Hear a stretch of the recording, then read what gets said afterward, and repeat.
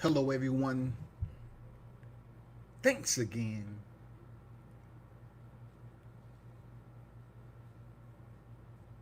We're in a different setup today.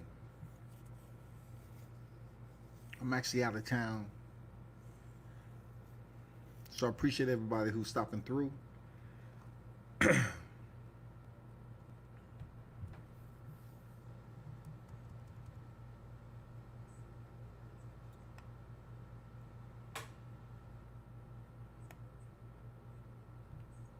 Appreciate all the support as always. Thank you everybody for tuning in. World Combat Sports in the building. It's an open mic session. I've been extremely busy, so I appreciate the ones who are tuning in today. Got a lot to talk about, as always. Michael Johnson, what's good? What's good, man? I see you. Appreciate you stopping through. I want to kick this off by talking about Keith Thurman and what's exactly going on with his state of mind right now. Listen, the lighting is not going to be as good as it usually is. You know, I'm out of town right now, so I'm using a bootleg. You know what I'm saying? I don't have any complimentary lights or nothing like that. But we still gonna get it jumping.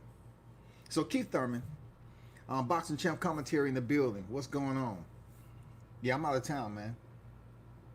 So more than likely, I'm in a hotel, dog. You know what I'm saying? It could be worse. I could be doing this live in the trunk of a car and shit. Goddamn telling people, hey man, it ain't what it seemed like. I know it looked dark in this motherfucker, but it ain't a trunk. It ain't the back of a car. But yeah, that's where I'm at right now. But Keith Thurman, first and foremost, a lot of people are giving Keith Thurman shit for calling out Errol Spence. The reason why they giving him shit, right, is because basically when Errol Spence was all about the smoke and when he was trying to reach out to Keith Thurman wasn't showing this man no love. You know what I'm saying? Keith Thurman didn't even want to acknowledge him. You remember that panel when they had on Showtime? And they had the entire panel up there. Brian Custard, you know what I'm saying? They had Keith Thurman, Errol Spence, and it could have been Shawn Porter, I believe. And at that moment, man, you know, Errol Spence was keeping it light, as I call it. Errol Spence was keeping it professional. And, you know, you heard Errol Spence say, I'm trying to fight all these guys, but they don't want to fight me, and blah, blah, blah. And then finally, Keith Thurman came out his mouth with some shit. He would never acknowledge Errol Spence directly. But he was like, yeah, I know that boy. Boy. He referred to Errol Spence as a boy. Yeah, I know that boy. He hungry. I seen him grow up. And you know, and I was that young lion that, you know, at one point in time. So he came up with all these motherfucking excuses when Errol Spence was directly calling Keith Thurman out. I want to fight you. I want to get in the ring. Keith Thurman never acknowledged freaking Errol Spence. Never acknowledged him. Wasn't he the one to tell Errol Spence to get a belt first? All of them are guilty of that, first and foremost. All of them are guilty of saying get a belt first, and then when they finally get a belt, the person who told them get it don't act, don't send anything their way, no contract, no nothing.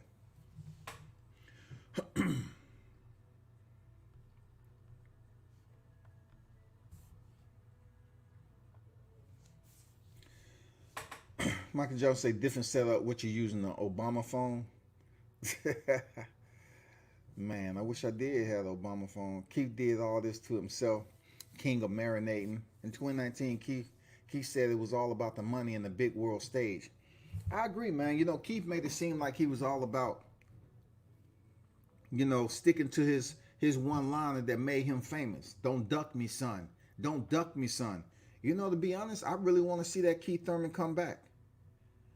Because I mean, it was entertaining. When Keith Thurman was a unified champion, when he was really one time, okay, he had a lot of people tuned in to him. You know, like I wouldn't say he was this absolute superstar. You know what I'm saying? This cat that everybody gravitated to and said, you know, I want to see the next time Keith Thurman. But we was out there like, yeah, I want to see the next time Keith Thurman fight, especially when he fought Porter and damn Garcia. Who was like, hell yeah, that shit's on point. That's what we want to see. Now, Keith Thurman has took a hiatus. He had to vacate the WBC with both of his belts. I'm just gonna put it out there. He had to vacate both his belts, get surgeries, multiple services, get married, go through a recovery process,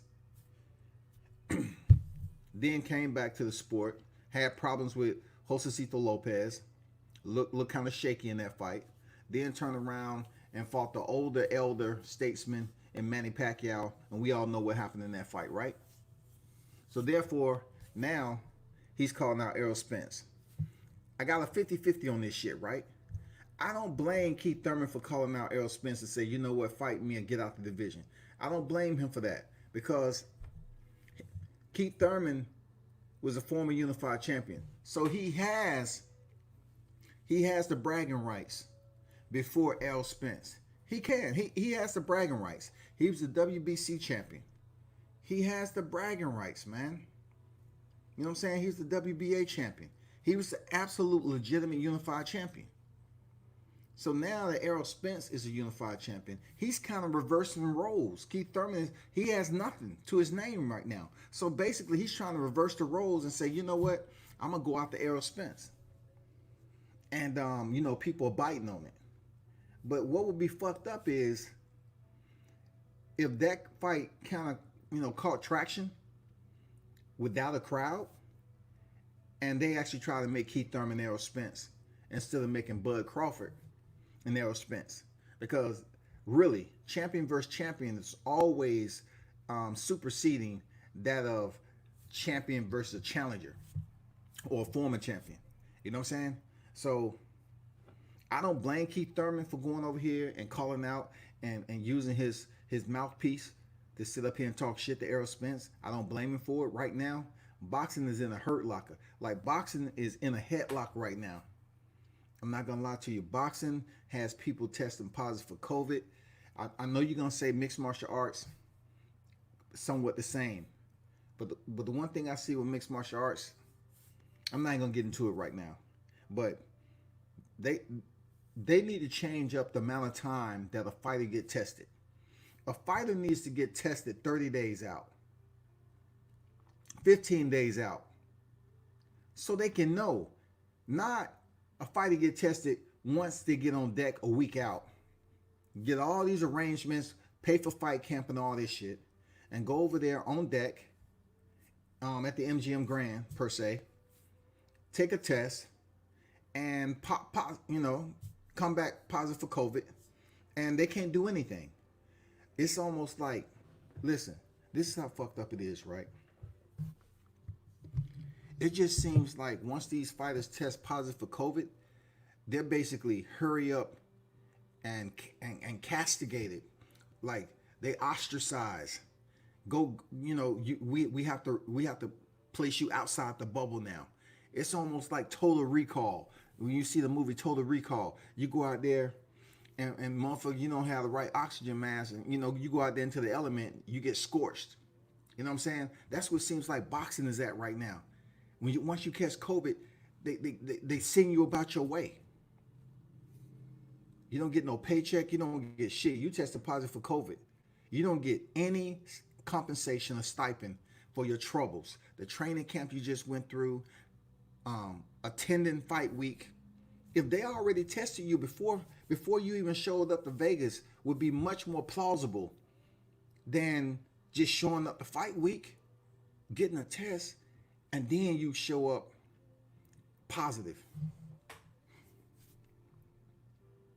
We all know a fighter, you can't fight everybody, but Keith ignored what the fans wanted and now wants to dictate.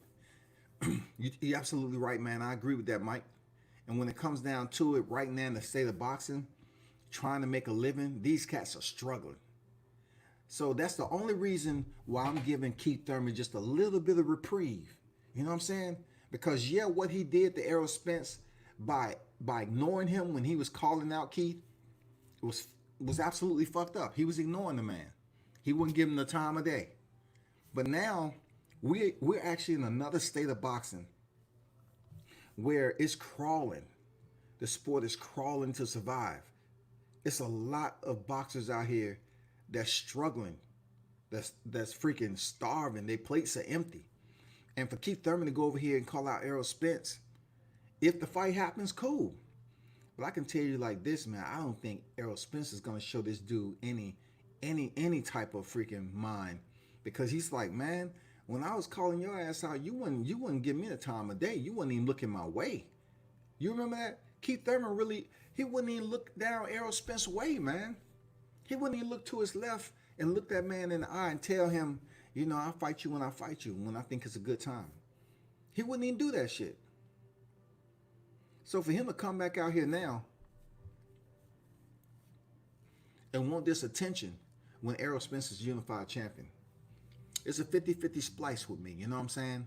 Like, it's fucked up for Keith to come back with his ponytail and try to get this recognition and notoriety and have people tune in and hear him, call Errol Spence out, and hopefully it catch fire.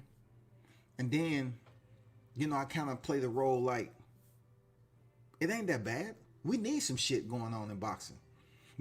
Shakur Stevenson, he talking his shit. You know what I'm saying? Ryan Garcia talking his shit. It's a lot of fighters out here talking the shit, but when you talking about traction, when you talking about fighters who has validated momentum on their side, that's Keith Thurman, that's Errol Spence. Both of these guys, man, welterweight champions, superstars in their division, and they have that momentum on their side. Unfortunately, I really don't think Errol Spence is really trying to entertain Keith Thurman at this time. He ain't trying to give him the time of day. He's like, man, no, I ain't trying to hear that shit. I'm gonna get my tune up, and I don't even think he would even oblige Keith Thurman. I don't know, man. That'd be a tough fight too. I know people look at it like, okay, look what happened to him and Manny Pacquiao, but Keith Thurman is still a decent fighter. He's young enough to go in there and box. We all understand how the game works. You can have a bad night, and it can be because of injury. It can be, we're seeing these fighters return to the ring, and they're looking shaky, dog. They're looking shaky. Some of these fighters, they looking shaky. I'm not gonna lie to you. So we really don't know the entire bag of injuries that Keith Thurman presented, right? But he looked bad against Lopez, and he looked super bad against Pacquiao. So whenever he comes back full circle, I don't even think it'll be 2021. I mean 2020. I think it'll be somewhere in 2021. And like I said before, it'll be real screwed up if Keith Thurman is provided the opportunity for a fight with Errol Spence and not Terrence Crawford, because I believe Terrence Crawford deserves that fight. Yeah, I said it deserved. Terrence Crawford deserved to be in the ring with Errol Spence. He's a 3-division champion, man. He's a 3-division champion. You got Leo Santa Cruz, a 4-division champion, and he's trying to call out Gervonta Davis, who's only a 2-division champion.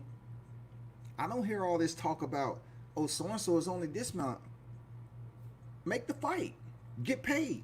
We all want to see this shit now. Boxing is on their knees right now trying to survive. On their knees, y'all, with this blackout. Fighters are starving. Pockets light. Man, it's bad, dog. This COVID shit, you gotta take it. You talking about a person who took this shit lightly. But even me, I'm going around like, maybe I should wear my mask now. You know what I'm saying? Maybe I should wear my mask and shit. Mike said, Keith said, why fight Errol with 1 belt for 1 meal when I can fight him for 3? That's true, man. Dion Washington in the building, man. Salute to you. Charlo versus Darion Chinko being finalized. Yeah, I saw that out there. I saw that out there. Shout out to Deion Washington out of Tuscaloosa, man. He said, let me see what that say. Keith Thurman missed that Errol Spence train with that shit he pulled 3 years ago. Rolls chains, go get a belt. Yeah, I see where you coming from with that, Deion. I see where you coming from. But Keith Thurman already had the straps. You know what I'm saying? He already had the straps, y'all. Nobody beat him for the straps. Nobody beat him for the straps. That's the shit I'm talking about. Like, heavy is the head who wears the crown, right? Keith Thurman already had the straps. Nobody beat him for it. He had to get off of him because he couldn't defend him or anything like that. He was out the sport, injured, getting married, on top of the damn mountains playing goddamn flutes and shit. He was going through a midlife crisis and everything. So he already had the motherfucking straps. So does that, in my eyes, does that give him just a little bit, on the weight of him being unified champion for never losing the straps? Got a decent resume now, and to come back off hiatus and injury, to have a struggle bout against Lopez and then lose against Pacquiao. Hey, we know a lot of shit went on when he lost against Pacquiao. We know that shit. I said, I think Keith Thurman really didn't care about his O. He went in there and cashed out. Excuse me. And the rest is history. Pacquiao has his belt. So if I'm saying anything, why don't you go rematch Pacquiao, Keith? Why don't you go rematch Pacquiao? Why are you calling out Errol Spence who's coming back from a car accident? You know what I'm saying? That shit don't make any sense to me. It ain't supposed to make sense. Yeah, he did, but I thought Porter.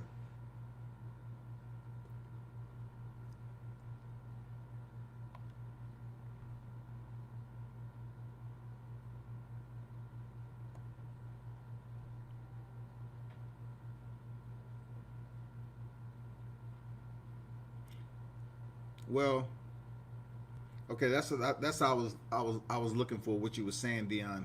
So you saying you think he should rematch Porter? At this point in time where boxing is at, Deion, I would just put it off like this: that if I was in his shoes, Keith Thurman's shoes, with one loss, right, and he was a unified champion in that division, Porter is coming off a loss to Errol Spence. Keith Thurman hasn't fought Errol Spence, so that's why he's calling him out. Shawn Porter don't have a belt anymore. You know what I'm saying? He doesn't have a belt anymore. So it wouldn't benefit just because Keith Thurman had to vacate his titles and shit like that for him to call out Shawn Porter. Because in order for him to get at the top of the ladder, climb the ladder again, he needs somebody. He ain't calling out Terrence Crawford. That fight ain't gonna be made. That's damn near impossible. He either need to come back and call out Pacquiao, or he need to go over there and continue to call out Errol Spence. If not, just like he said, he need to take a tune-up fight. He need to take a tune-up fight. And that's where your narrative come in at. That's where your narrative come in at. A good tune-up fight, but yet a solid matchup in this COVID-19 pandemic against Porter would be good. That'll be a good fight. That'll be a damn good fight. If Keith Thurman could rematch Shawn Porter, if he isn't able to get an Errol Spence fight, anything like that, if he chooses to get that tune-up, yeah, why not make it against Shawn Porter? Shawn Porter defeated Danny Garcia. He looked good in there with Errol Spence, man. Got up from a knockdown, finished the fight. Yeah, that'd be a good fight. But before I was saying that, what benefit would it be for Keith Thurman to fight Shawn Porter with no title? Only if that scenario presented itself that he wasn't able to get the fight with Errol Spence. Then he brushes that off the table, and then say, "Let me fight somebody else in order to get back to that starlight so I can get that damn title shot.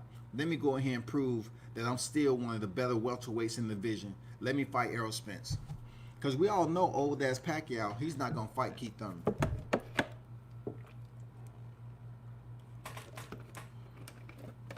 I don't think Pacquiao will go in there again and fight Keith Thurman. That's just me.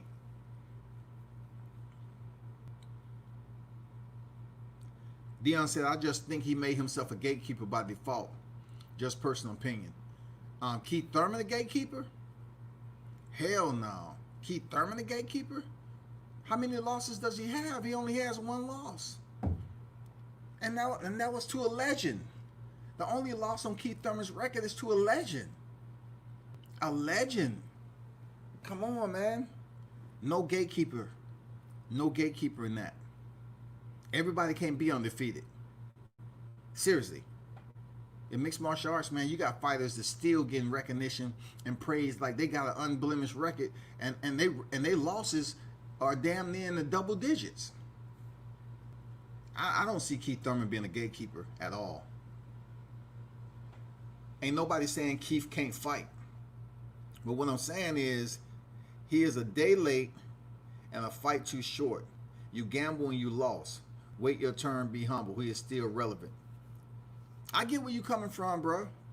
But look, shouldn't a fighter that's been unified champion before, especially in this pandemic, shouldn't he make noise? I mean, don't we see what's going on with Shakur Stevenson? Shakur Stevenson during the COVID-19 lockdown, he was up here saying, I'm going to 130 when I return. He kept his word. He went to 130.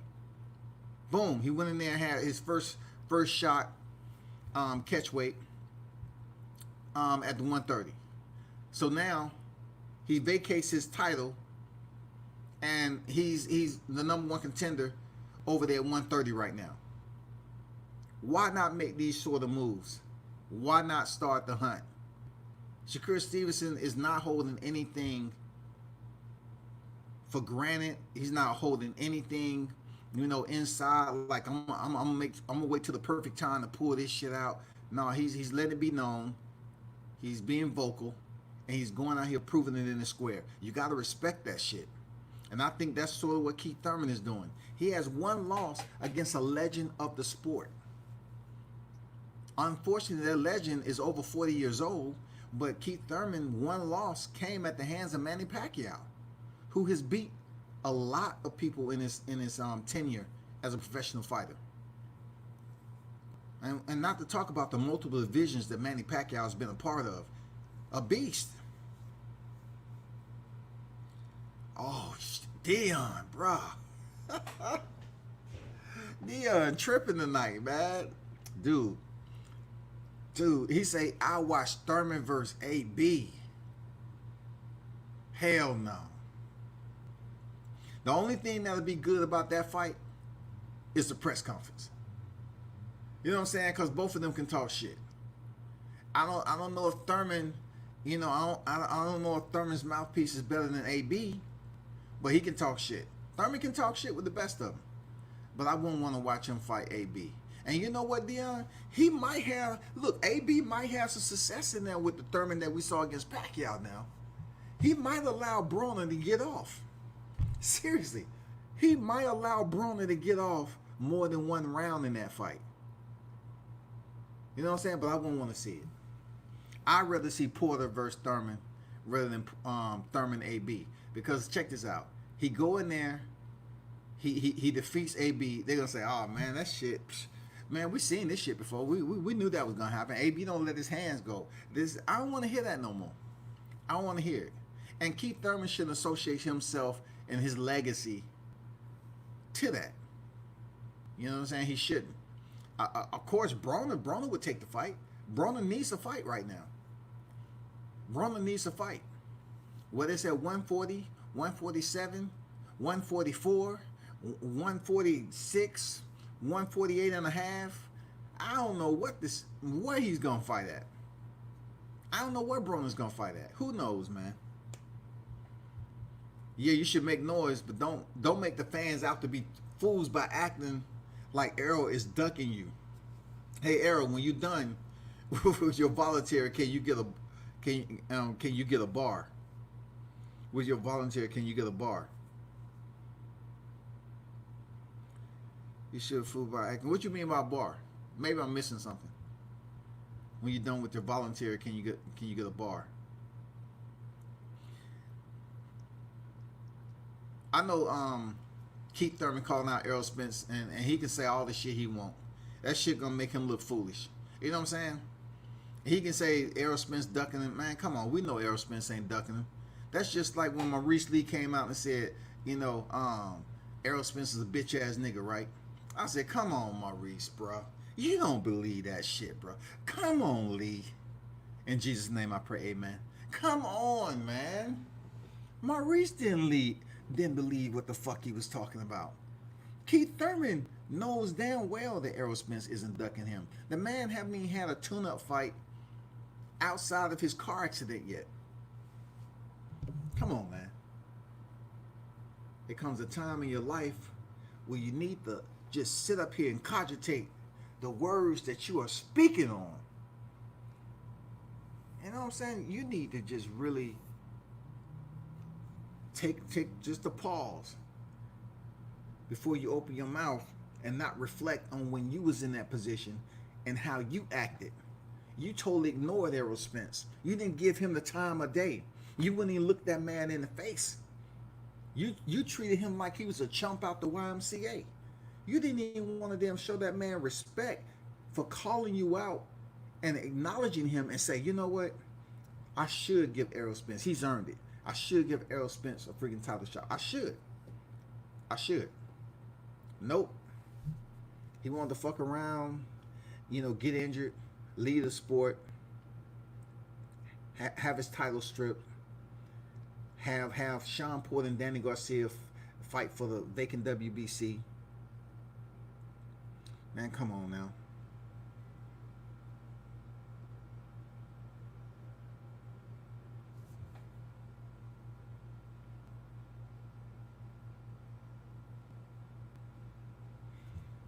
Keith Thurman know better than that.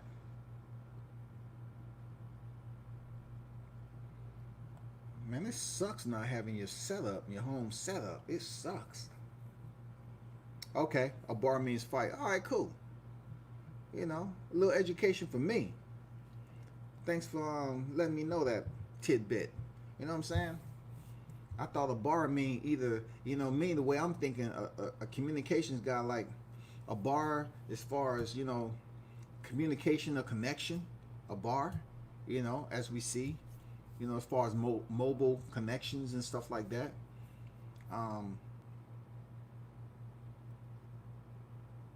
I can't think of anything else, a bar outside of that, but appreciate it, dog. Dion say, out of Mikey, Ugas, Ennis, who would you want him to fight? Okay, if you're talking about Keith Thurman, look, Ennis isn't ready for Keith Thurman. I don't know why. Look, you can get pissed off all you want, whoever you are. And I've been in some groups about this. I don't think Boots is ready for Keith Thurman. Regardless of the way he looked against Pacquiao and Lopez, I don't think Ennis is ready for Keith Thurman. Now, to answer your question, it'll definitely be Ugas. He's tall. He has the range. Man, he's hungry. Ugas is hungry. He's hungry for another fight. I know a lot of people say, okay, well, Shawn Porter beat him. Man, look at that fight. He looked very solid in there against Shawn Porter. Shawn Porter looked bad in that fight. I would want to see Ugas. Absolutely. I'm not even going to speak on Mikey Garcia. You know what I'm saying? I'm not saying Mikey Garcia go in there and get waxed. I'm not saying that. But I would want to see Ugas get his shine, because I do respect his boxing skills. I think he's an entertaining fighter. He don't get enough respect, though. You know what I'm saying? Ugas is just one of those boxers at the top of the freaking hierarchy that's floating around, and when you see him in person, a lot of people don't even know who he is. Seriously, they don't know who Ugas is. They see Mikey Garcia, they know who Mike. Oh shit, that go Mikey. Okay, you know, it might be more people know who Boots is than freaking Ugas. That's facts. I've been in the same area 3 times with Ugas there, and it was nobody. He like one of them fellas who blend in. Like Ugas just blends in with everybody, man. You know what I'm saying? And it's hardcore fight fans that's familiar with him being around. Yeah, they know who he is. But I've been there where you didn't hardly see anybody around him. Period. But Ennis, I don't think he's ready. I know a lot of people are boosting Ennis up for a fight with one of the top dogs. This ain't no popularity contest. People need to get that out their head. This boxing shit isn't about popularity. Regardless of what Ennis' record is, I know he has over 20 victories now, right? It's not about popularity at this point. Now, you probably saying again, oh, well, it'll be a step-up fight. Did you see Ennis' last fight? I know he stopped the guy, but that guy looked like he was a cave dweller. He looked like a shepherd to a flock of sheep. He looked like he stayed in the mountains somewhere. You know what I'm saying? He comes down to the freaking town and buys some milk and eggs and some rice and beans, and then goes back up there and attend to the sheep. Dude's boxing style was terrible. Was terrible. You know what I'm saying? But Ennis ended up getting him up out of there. But I just think he needs to work on some stuff, man. And it's a reason why he has a record the way he does, and he hasn't fought a big name yet. No matter of fact, instead of me guessing on Jerome Ennis' record, I'm gonna look him up.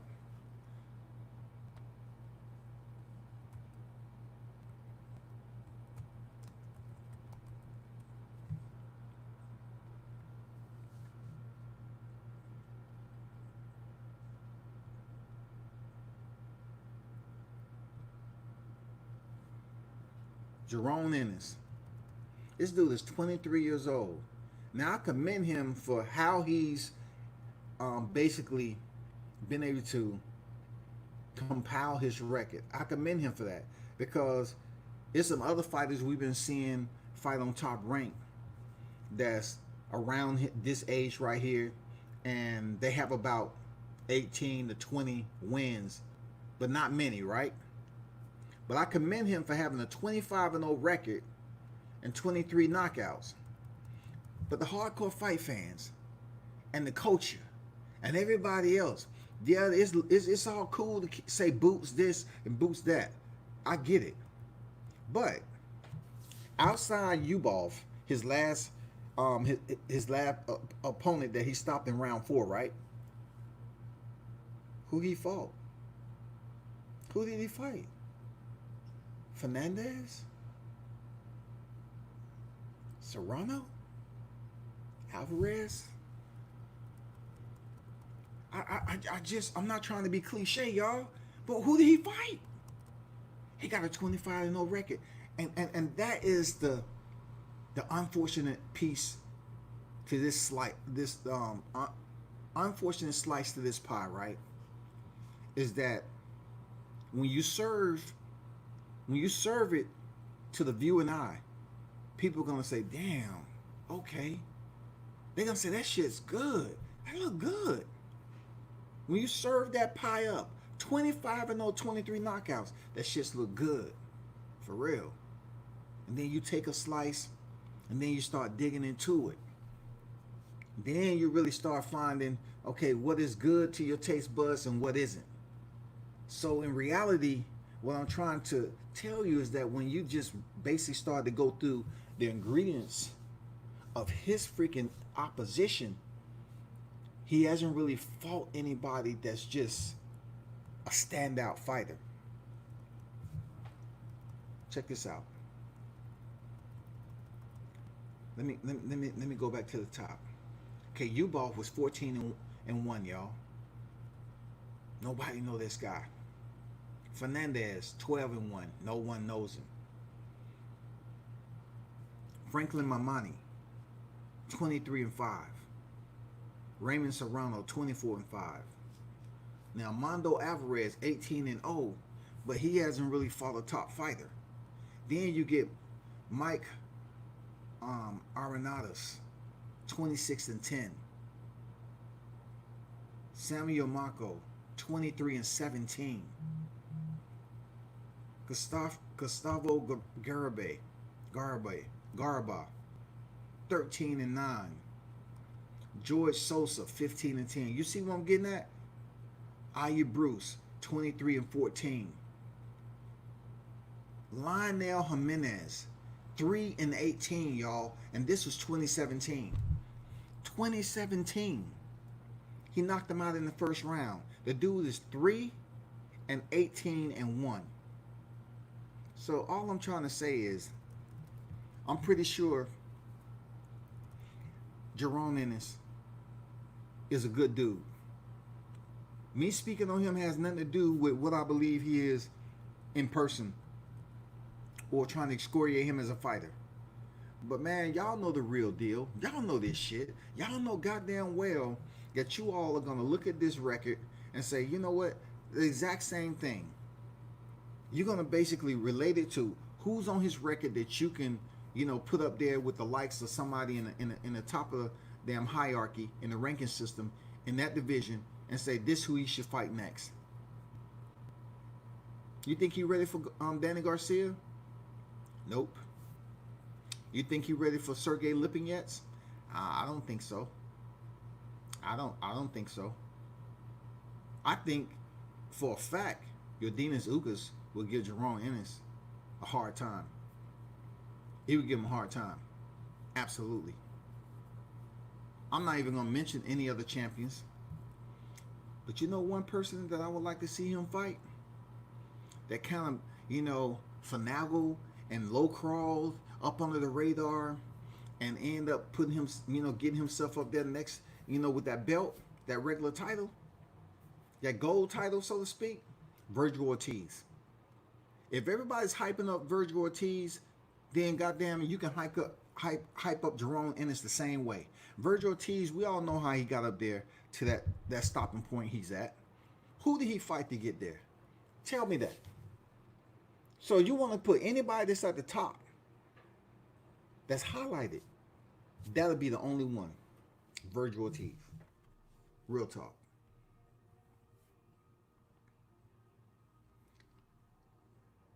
Dion says just where he is in the rankings. I don't know if you asking a rhetorical or you're basically expressing that to me. No, I don't think that's where it is. In my opinion, I'm not saying that's where he is in the rankings. That I'm basically giving you what I believe. As far as his performances, his record, and overall as a fighter. That's not it where he at in the rankings. I just think he needs to improve his skill set a bit more. And it's a reason why he's 25-0 and 23 knockouts, and he really haven't fought some hidden names. And once again, you might say to yourself like, well, they moved him right. They did. But we all know, and we've seen it happen to Vinces recently. Vinces was 22-0, and he's taken 2 back-to-back losses. He took one against Albert Bell, and he just recently took one, on the fight he had last week. So you can build up to 25-0, 23 knockouts, and get a nice little paycheck. But the respect level in combat sports is different. You want your peers to respect you. You don't want little hitters. You don't want the young lions, the freaking savages that's on the hunt, that's salivating, like the Teofimo Lopez's, the Shakur Stevensons. You don't want the young hungry ones that doesn't even have 20 victories yet. You know what I'm saying? They working their way up to get that. But yet they're getting more notoriety than Ennis or anybody else with his record because they're fighting and they're sitting up here, getting championships and they're talking the right talk. We don't really hear Jerome Ennis out here saying too much anything. So Jerome Ennis, right? He's ranked at the back door of the top 15 in the IBF. All right. Let me start the WBO. Same thing. He's ranked in the back half of the top 15. He's ranked 12th in the WBO. He's ranked 14th in the the IBF.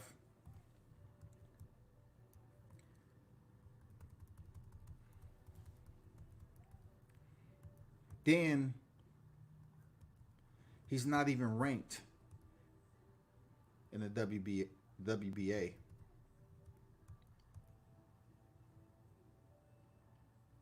So Virgil Ortiz is the WBA gold champion in the WBA gold champion, right? And Jerome Ennis is nowhere in sight. So he's only basically highlighted in the IBF and the WBO. So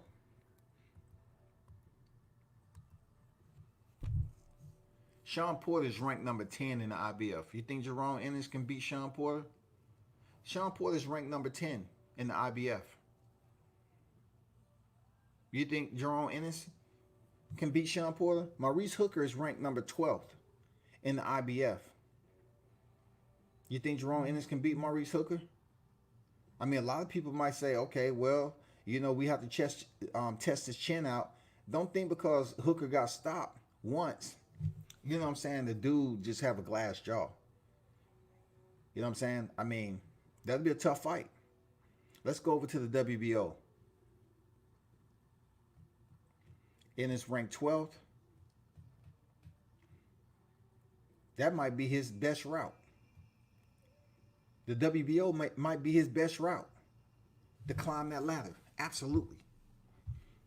The WBO is struggling with ranks, you know, fighters that's ranked over there. Just struggling with notoriety, man. I know we got Regis at 5, Hooker at 4, then, you know, Garcia at 3. But Regis, he hasn't even committed to fighting at 147. Him and freaking Maurice Hooker said they was going to fight at 143, and then the COVID hit, and then Maurice Hooker turned around and said he want to fight at 147, and Team Progress like, no, we're not ready to move up there and take a fight at 147. I still got business at junior welterweight. So what is it going to be? Why the fuck are they goddamn putting these motherfuckers in the ranking system, and they ain't totally committed to fight there yet? Man, boxing is just every fucking where right now, man. It's just everywhere, bro. Mikey Garcia moved up there after fighting Sergey Lipinets at 140, picked up a title, vacated it, and came up there and fought Errol Spence. I have to give him a salute for that shit. You took a tough-ass fight, got washed. It was one-sided.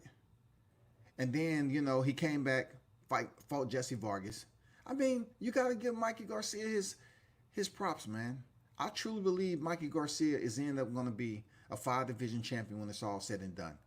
And the reason why I say that is because just like Virgil Ortiz was able to get that gold title, I'm telling you, man, somehow, some way, boxing is gonna appease Mikey Garcia so he can become a 5-division world champion. Mark my word. It's gonna happen, people. It's gonna happen. Somehow, some way, they're gonna get Mikey Garcia a motherfucking another belt so he can be a 5-division champion.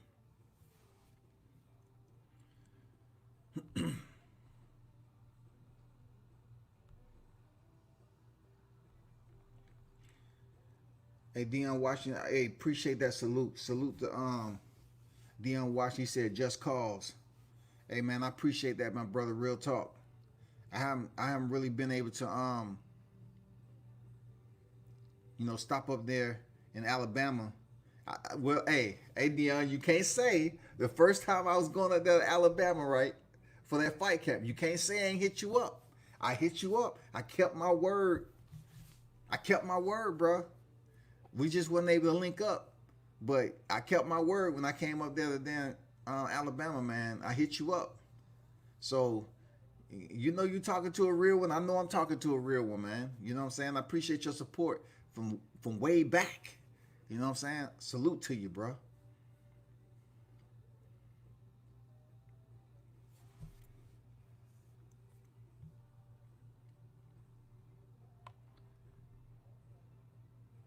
But yeah, we hope they get it right, man. I think Keith Thurman, he's not absolutely wrong for what he's trying to do, but he fucked up. You know, when you ignore another grown man that's basically competing in such a tough sport as boxing, you should have deemed him, you should have deemed him a respectable recognition to say, hey, I might not be able to get to you right now, but let's see. You should have put it out there for the fight fans.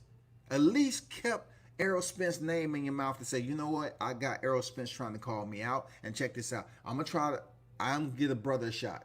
He deserves that. He's the other collective champion in the welterweight division. He deserves that. Let's unify. I ain't ducking. I tell people, don't duck me, son. I can't duck him. I would have respected Keith Thurman for that. He didn't do that. He didn't even want to acknowledge Errol Spence. He failed to handle it in the most proper, professional way possible. You know what I'm saying? It's a lot that he could have did, respected his legacy, his brand, and everything else. He could have just said, basically, you know what? If he need one more fight, or when I come back off this injury, I'm gonna try to make that fight with Errol Spence. But unfortunately, he had like 2 injuries. So once he left the sport, he had like 2 injuries. He had like 2 injuries. You know what I'm saying? So it was all bad. It was all fucking bad, dog. It was all bad.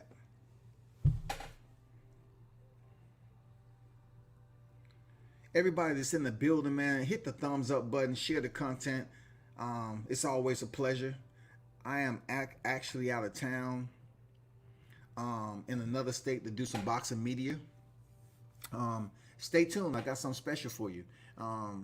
You know, I really don't like putting it out there until I actually on site and everything, and things are moving, the wheels are turning and all that. That's just the way I roll, you know. But I didn't really let nobody know I was heading out of town or whatever to do some boxing media. But tune in, and I think you will be quite pleased that, you know, who I'm doing media on, where I'm at. And, you know, I always like to bring in the supporters of World Combat Sports to check it out, bro. That's what it's all about, man. I need the supporters, man. I need more supporters, man. Y'all pass the word. Real talk. Let's move on to the next. I wanna read to you what I put in the description. Okay? This is from Keith Thurman. He said, I'm ready to get back in with all this competition. Thurman told PepTalkUK, my mind mentally would love a rematch with Manny Pacquiao. I think it's worthy rematch and deserve a rematch in an epic fight. It's whatever doors will open. If I have to fight a Shawn Porter, Mikey Garcia, Danny Garcia, I'd be surprised if Errol Spence hops on the table right away, but there are so many opportunities. It's hard for someone to show me an opportunity and watch me say no. I could maybe take a tune-up fight, but I like great fights and significant challenges. Whoever I fight, I know there's going to be following. I want to make it worthy. Look, I like this shit about Keith Thurman, what he said. I want to make it worth my while. Those training camps are not easy. I want my opponent to be worthy of all the pain and suffering that is involved in the whole event for it to be a really worthwhile. That's the shit I'm talking about with Keith Thurman. He said he wants his opponent to be worthy of all the pain and suffering. That's the shit I'm talking about. I feel him when he's talking about, you know, I want them motherfuckers to be worthy, dog. I want to have somebody stand across from me that's worthy to be in the ring. I get it. You know what I'm saying? I get where he coming from, dog. You know? But right now, bro, just like you said there, Keith, you might want to take one of those fights. You might want to rematch Porter or Danny Garcia. You fought both of them. You beat him. But I won't want to see him fight Mikey Garcia. Nah.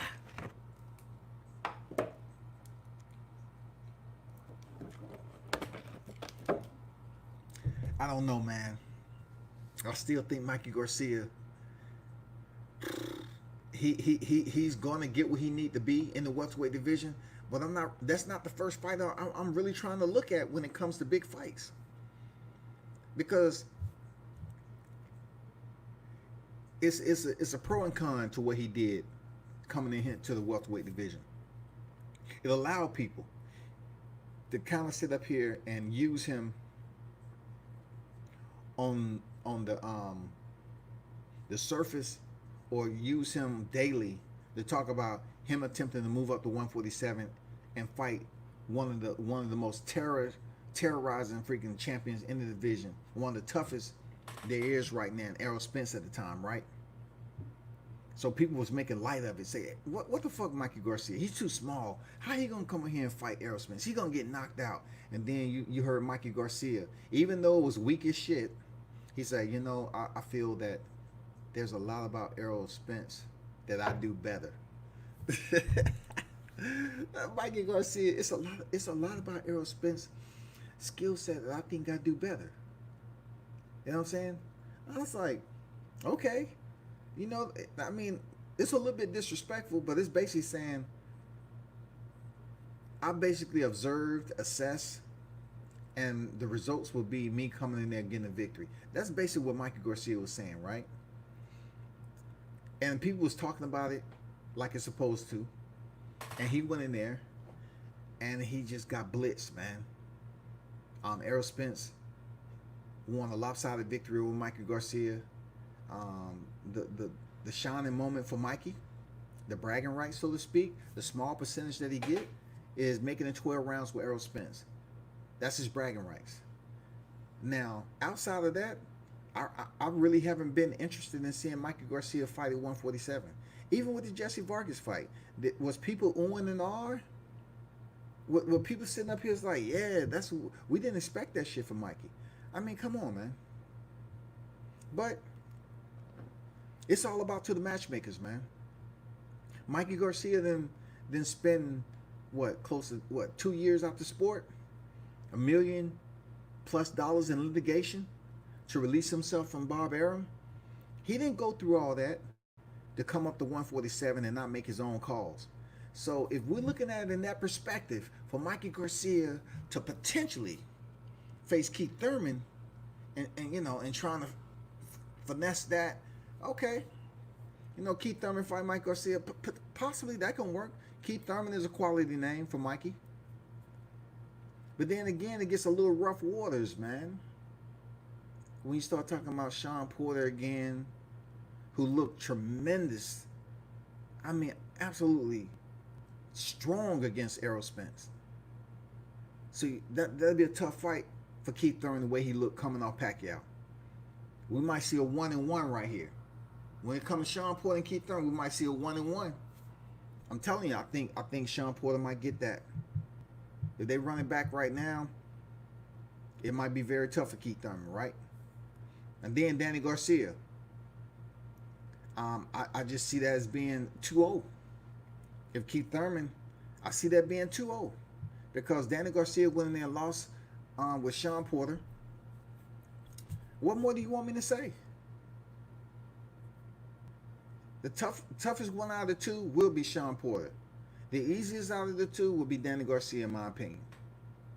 I'm not even including Mikey Garcia in that. Because, even though he's a 4-division champion, it's like we're talking about who's some of the toughest names in the welterweight division. And those tough names right here are Shawn Porter, first and foremost. Outside of the champions, Shawn Porter. Shawn Porter. So, to my man, Shakur Stevenson, man. Bro, I salute you for your toughness, man. Your courage. Everything you're trying to do in boxing at such a young age. We all know Shakur Stevenson had his incidents out in town. The last one being the roughest, when he was just digging an old boy. You know what I'm saying? They had a fight out there on the sidewalk. I get it. Because I'll be lying to you if I tell you I didn't do some crazy shit growing up. I'll be lying. But when you're in the spotlight, like Shakur Stevenson, Adrian Bronner, Javante Davis, and all these other people that's been in the media, Conor McGregor, John Jones, and all that shit, and people are always gonna put that magnifying glass on you and basically critique your every move, and you're like, damn, leave me the fuck alone. I'm grown. I can do what the fuck I want. But it's not that easy. Shakur Stevenson, since that incident, he's been pretty much, I wouldn't say walking straight and narrow, but he's been focusing on his employment. He's been focusing on building his legacy. He's been focusing on staying in the gym, staying ready. You gotta respect that man for that shit, bro. Shakur Stevenson, in my opinion, would be minimal from that featherweight all the way up to welterweight. Minimal in those divisions. Minimal 5 division champion. Minimal, in my opinion. The way he's growing, his mentality, and the way he's going in here and continue to get better.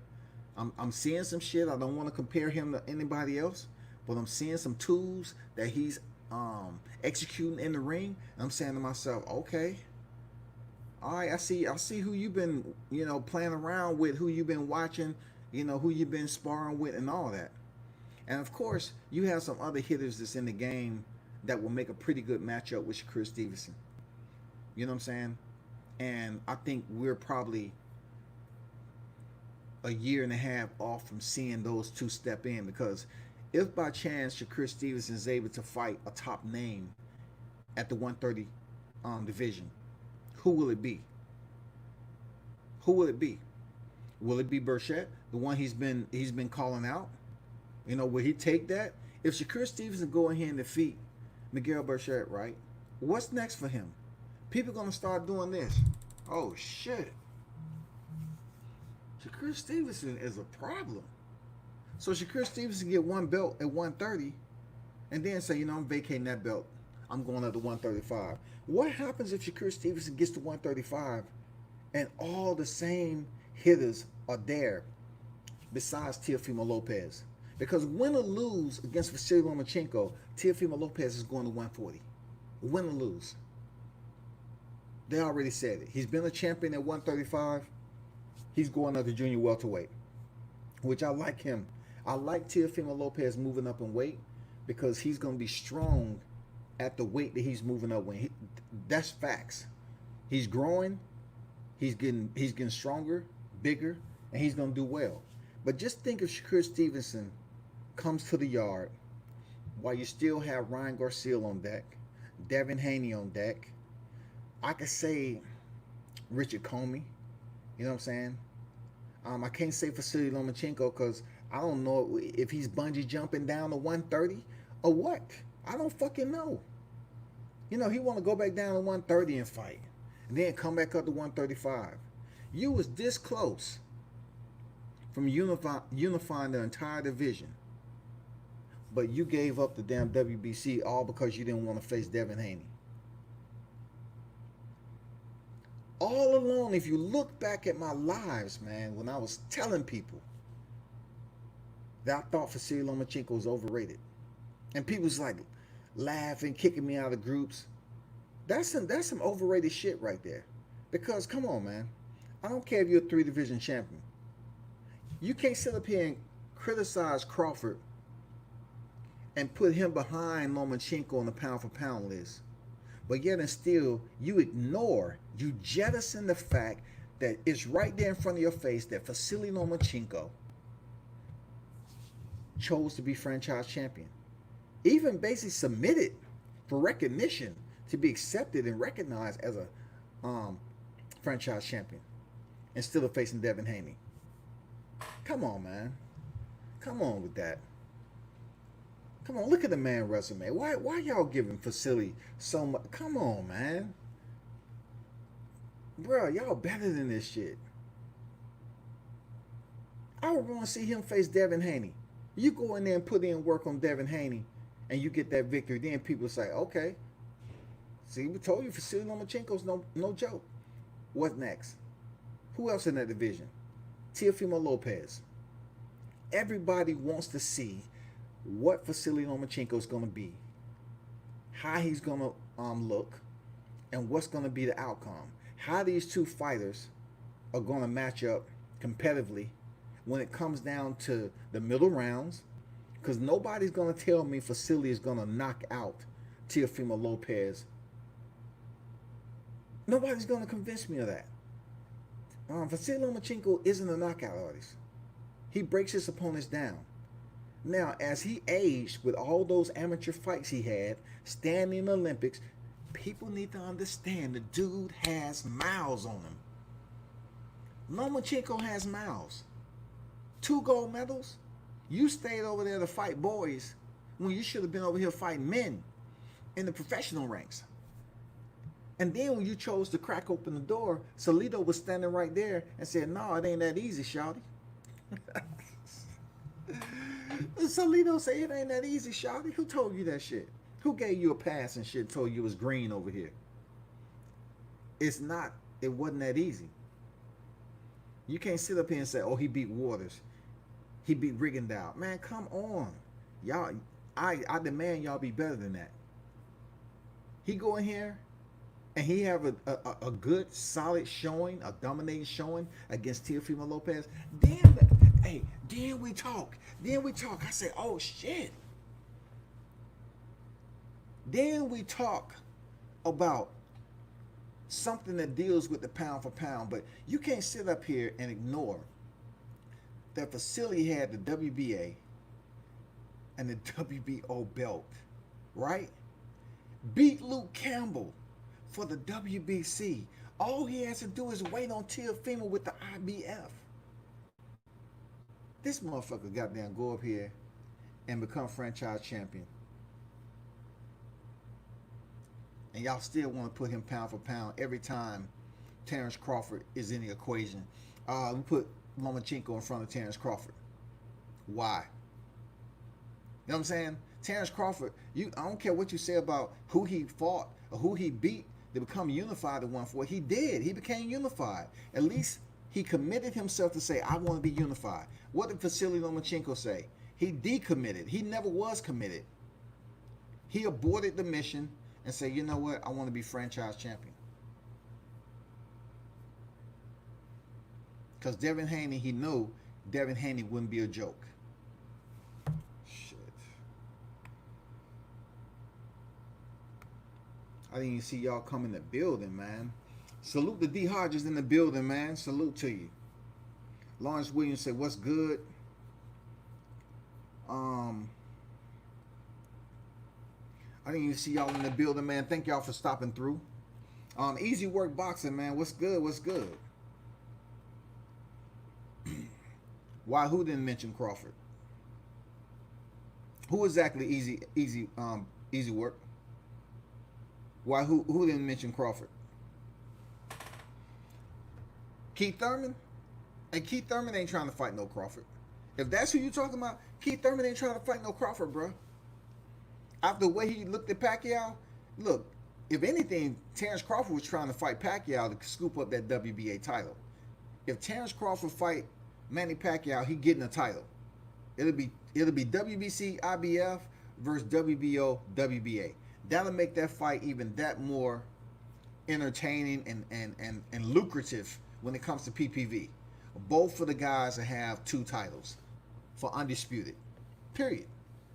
Because there's only so much we continue to talk about Zab Judah. Zab Judah was the last welterweight undisputed, right? So therefore, when it comes down to now, somebody got to make a motherfucking move. Terrence Crawford cannot say, "You know what, forget it. I don't want to fight no more. I'm moving up to 154. Now, he could say that because he's a 3-division champion already. All right? Like I tell people, Terrence Crawford's career far exceeds that of Errol Spence. Period. It's no negotiation. It's no debate. Right? So, if Terrence Crawford move up to 154, and then all of a sudden the WBO belt is vacant, Errol Spence fight for the vacant WBO, it's not going to be the same. He fight for the vacant WBO or Manny Pacquiao, whoever, and then they end up saying, okay, Errol Spence, Manny Pacquiao for the freaking unification. And Manny Pacquiao at that time would be 49 years old and shit. They'd be treating Manny Pacquiao in the media like they do goddamn King Kong Ortiz. How old is King Kong Ortiz? Oh, he's 63 and a half. I mean, every time he was stepping in there with Wilder, I swear to God, they boosted his age up 10 or 11 years, man. Omega Red in the building, man. Salute to y'all stopping through. Salute to y'all stopping through, man. My topic of discussion earlier was Keith Thurman calling out Errol Spence, and there was some solid comments made. You know, Deion Washington and Michael made some pretty solid comments about, you know, certain moves that can be made in the welterweight division with Keith Thurman. You know what I'm saying? In the process of him calling out Errol Spence, but yet reflecting on when Errol Spence was trying to get a fight with Keith Thurman when he had the belts, he didn't even acknowledge Errol Spence's presence. He didn't even show him any respect. He just basically ignored the man. And then when he did talk to him live on the telecast, what did he say? This boy, I remember this boy coming up. He referred to him in what I consider a more inferior term to say, well, we're on different levels right now. It ain't no past that 3-letter word. Especially when you're a grown man, you don't say, okay, we was just talking and shit. You could have just said champ. You know what I'm saying? You could have used that boxing lingo, champ. Where he said, yeah, I remember seeing that little boy, you know, that boy. He said that boy. I remember seeing that boy. And then I was saying to myself, why don't you just say Errol? Why don't you just say Spence? Spence was calling out Thurman forever and a day, and Thurman wouldn't even recognize or put eyes on freaking Errol Spence. Period. So now he don't have any belts. He want to call out the man. I get it. I get it, bro. I get it. But it's not going to be that easy. Because Errol Spence is coming off a car accident. He has to get a tune-up fight. And then from there, with the COVID-19 and how boxing is seriously struggling, you know, we just had Jamel Herring, salute my brother in arms, another Marine like myself. He just tested positive for COVID, so he's out of the fight that he's supposed to be fighting tomorrow. He's off the card. He's off the card. Boxing is struggling right now, man. Listen, I don't see how, and I know this a little bit turning left, man, you know, going over speed bump and shit. But how can the UFC, right? They have fighters who fight. Just say they have fighters who fought in Florida last month. It's July. They had fighters that fought last month. Then they turn around and having some pretty solid fighters, I'm talking about some solid names, turn around and fight this month too. Like, that's not even considered a full training camp. That's not even a full fight camp. And there's the UFC are stacking these cards continuously and rotating these fighters in to keep these cards elevated outside of being boring and disinteresting. You know what I'm saying? Boxing, their fight cards right now is a bit shaky to me. You know, like, time somebody tests positive, it seems like they don't have backups. The card is gone. Like, the card is absolutely gone. I mean, not so much to the main event, because that was the main event. You know, Jerry Forrest just fought. Jarrell Miller, he didn't test positive for COVID. He tested positive for freaking pets again. So they bring in Carlos Takam. And it ended up being a good fight. But check this out, though. The card wasn't heavily stacked. So what are we going to be able to do? You know, boxing, it needs to, I don't know, it needs some fillers in there, man. It needs to be injected with some more vigor when it comes to putting these matchups together, because I know there's a lot of boxers out there that want to get on TV and fight. We shouldn't have to wait for Showtime. We shouldn't have to wait the Golden Boy. But man, like I was saying before with Shakur Stevenson, man, I appreciate all he's doing. Dude is a dog. Seriously. And I'm really looking forward to Shakur Stevenson making his moves, man, and climbing. I'm looking forward to his levitation, man, because he vacated it. He's not even champion anymore. He vacated his title, and now he's making moves and saying, you know what, fuck everything. I'm going up here to 130. I'm going up here to get a title. I feel that I can go ahead and beat the best, and that's what I want to do. I think he told Miguel Burchett, say, I'm coming. Some people, look, some people say they coming. People just brush it off like, we ain't, they just jettison, right? They devalue the motherfucking threat. Shit, with Shakur Stevenson, he'll probably have a motherfucker doing this. Damn, Shakur Stevenson saying he coming for me. Maybe I should, start taking that shit a little serious. Hey, check this out, people. What if Shakur Stevenson goes up here and take a tough fight right off the rip? What if he get the fight with Miguel Burchett? What if he get the fight? What if he goes in there and defeat Burchett, man? What's next? He vacate the title. I'm going up to 135. Now shit gets interesting. Now shit gets interesting. Seriously, it gets very, very interesting. Because it's a lot of people that said 135 that's not going anywhere anytime soon. I'm seriously. I don't think they're going anywhere anytime soon. I don't think Devin Haney's moving up to junior welterweight anytime soon. I seriously don't think Gervonta, who just got there for the WBA, he really doesn't have the body structure, the frame, in my opinion. He does balloon up in weight, but not in a good way in between fights. So I don't see him going up to 140 right now. I see him staying there. And a lot of people take Tank for granted because he balloons up. But Tank is a savage, man. I say this all the time. Tank is an absolute, undeniable savage when it comes to boxing. He's a hunter. He's a predator. And I really look forward to seeing him fight some of the best in that 135-pound division. Now, am I looking forward to him fighting Leo Santa Cruz? Not really. I mean, Abner Mares went the distance with Leo Santa Cruz. I mean, come on. You know what I'm saying? I know that at one point in time, Abner Mares was supposed to fight Gervonta Davis, but he got his cornea scratched, and the fight was moved. The fight was canceled. So Abner Mares never got the chance to step in there with Gervonta Davis. Yeah, man. D-Hard just say, facts. He better stay at 130 first. Hey, man, if Shakur Stevenson goes up here and fight a top name at 130 and defeat him,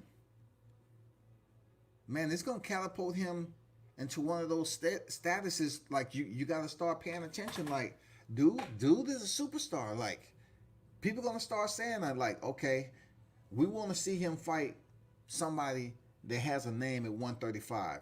And believe me, it ain't Ryan Garcia. Whoever's saying that shit, Ryan Garcia, I can go through many things that's wrong with Ryan Garcia right now. Outside of his experience. I think Ryan Garcia is a flat-footed fighter. That, you know, when I seen him in there with Mason Menard, I was saying, damn, they didn't raise this cat to work behind the whip. They didn't raise Ryan Garcia to work behind the stick. They didn't raise him and say, hey, Ryan, you need to damn put the jab out there. This dude is trying to damn land counter left hooks and shit. Ryan Garcia is trying to come off as this power puncher. Who is setting this dude up for failure? And now he's with Reynoso. All of a sudden, he's going to be reborn. Ryan Garcia is a flat-footed fighter. He's trying to prove to people that he has all this power. And you know what they say about timing, right? I think Ryan Garcia is really going to bed thinking about that. You know what they say about timing and power, right? I think Ryan Garcia, with all his videos, he's basically sending the message to say, my timing is going to be everything. My timing is absolutely going to be everything when it comes to landing my shot. It's going to be everything, y'all. We've been seeing him knocking cats out because you can tell he's been working on his timing. Ryan Garcia is not this super power puncher. Like, let's let it be known, Gervonta Davis is a freaking power puncher, period, in that division. Ryan Garcia, I have to say that he's a guy who's on the bezel. Ryan Garcia has respectable timing to his counters. His speed and his timing. You know, he's basically getting over with it. He's using it to the best of his advantage. And I don't blame him for it. But when he steps in there with the right ones that get in close and go to the body and start breaking them down, how's he going to look boxing on the inside? Will he have the mindset to know what to do? He's over there with Reynoso right now, and I'm saying to myself, I know he's learning something. Ryan Garcia has to be learning a lot of shit now since they're trying to build him up to kind of mirror Canelo. He has a long ways to go. Who's going to be Ryan Garcia's Floyd Mayweather?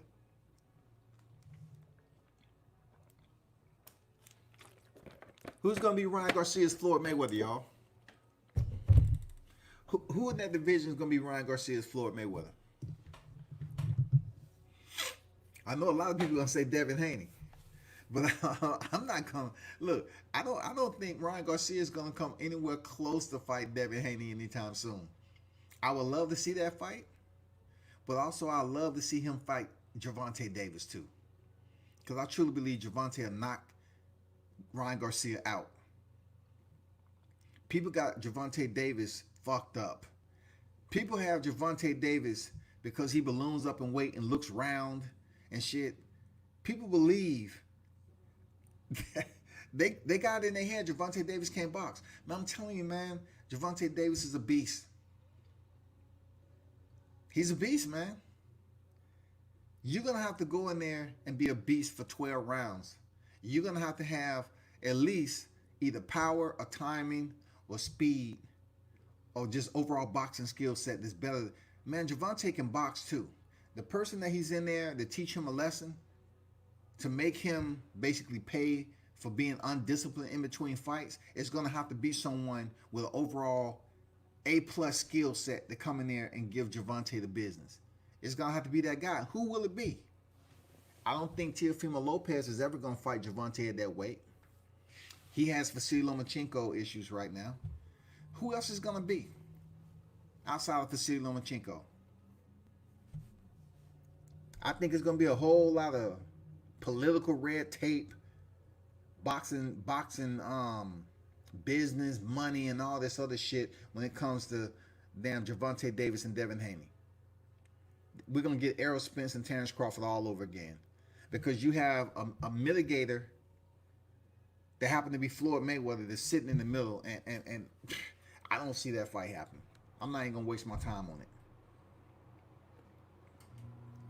Brother Boxing, Devin Haney, Shakur Stevenson, Ryan Garcia need to fight my boy Rolling Romero. Dark horse at 135. That's nobody talking about. Is Rolling Romero. Hey, salute to Rolly.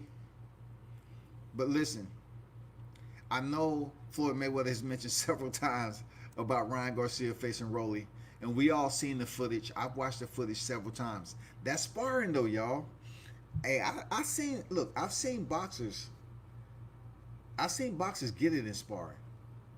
But when it came to the fight, they performed exceptionally well.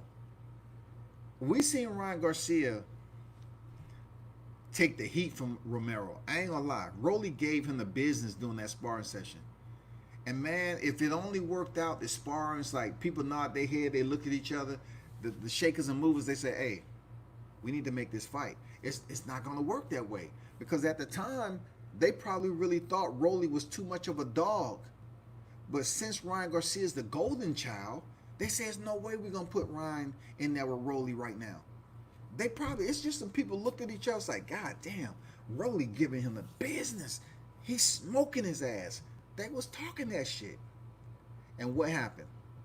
Rolly had to show up at the fight and tell my, hey Ryan, goddamn, give me the fight, man. You know, fuck everything else, man. Give me the fight. Rolly did his part. Rolly did his part, man. And unfortunately, my interaction with Rolly, and if he's watching, you know it's true. When I was at the Barclays, man, I wanted to talk to Rolly about that incident and talk to him about Ryan Garcia, but Rolly has fans, man. There's a lot of motherfuckers that fuck with Rolly, and you know, it was a lot of people talking to him over and over again, and I didn't have a chance to get back around to holler at him, man, because Rolly has fans, dog. Like, it was a lot of people coming up talking to him. I got respect for Rolly, seriously. I got respect for Rolly because he said he was going to do an interview, but it wasn't because he didn't. It's because all these people start coming around and having these long ass interviews, and before you know it, the press conference started. You know what I'm saying? So I don't know, man. They're trying to put Ryan Garcia as the golden child, and they're gonna treat Rolly as if he's a stepchild. You know what I'm saying? They want Ryan Garcia to get all the damn glimmer and hope to be this superstar, and Rolly's the perfect person to go over there and make an example out of Garcia. Rolly is a dog. Rolly got that dog in him, y'all. And I don't think Floyd Mayweather's saying, hey, you know, I give you Javante if you fight Rolly. I don't think Ryan Garcia is willing to take that step, man. That's a high risk step up fight. And you probably say to yourself, so how is Rolly a step up fight for Ryan Garcia? For one, what happened in sparring? Two, when you have somebody that gave you the business and smoke like that in sparring, it's only a matter of time if you're in the same division where you got to say to yourself, man, I can't sit up here and say Rolly is not even, you know, a valuable name right now. He don't have no star power. Who is he faulting this, that, and the other?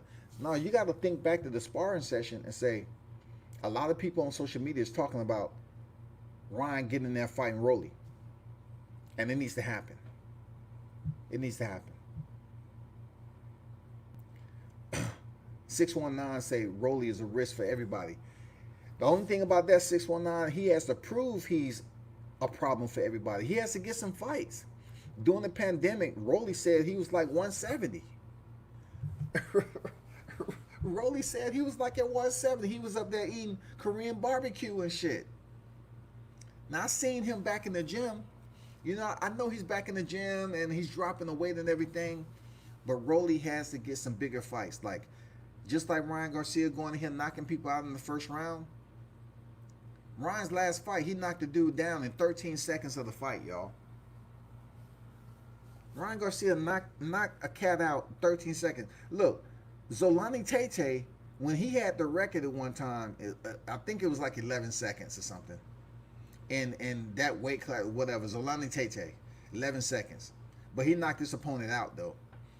Ryan Garcia knocked out his last opponent, and then he knocked down his last opponent with 13 seconds. In 13 seconds of the first round. Rolly has to fight somebody, you know, have some dominating stoppages, and then get motherfuckers to say, you know what, hey, it's a good time for Rolly and Ryan Garcia to come up here and get this bout.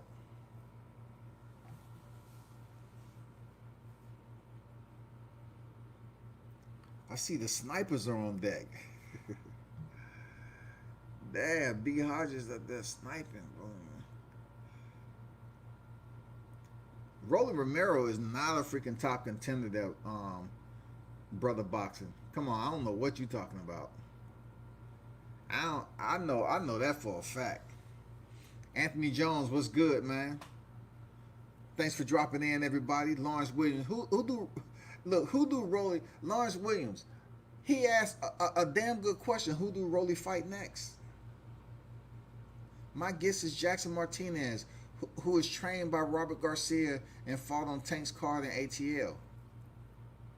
I mean, he has to fight some top names, man. That's the only way Rolly's gonna get that respect in the 135-pound division to get in the ring with Ryan. He gotta fight somebody, bro. I don't think it was 13 seconds when he KO'd. No, I didn't say it was 13 seconds when he KO'd him. It was 13 seconds when he dropped him. He dropped him with 13 seconds into the first round. He didn't KO Fonseca in 13 seconds. He knocked him. Check out the knockdown. He knocked him down only 13 seconds into the first round. Rolly profile got to get up. I like little dog though. I like Rolly, man. You know, I was when I was at the Deontay Wilder and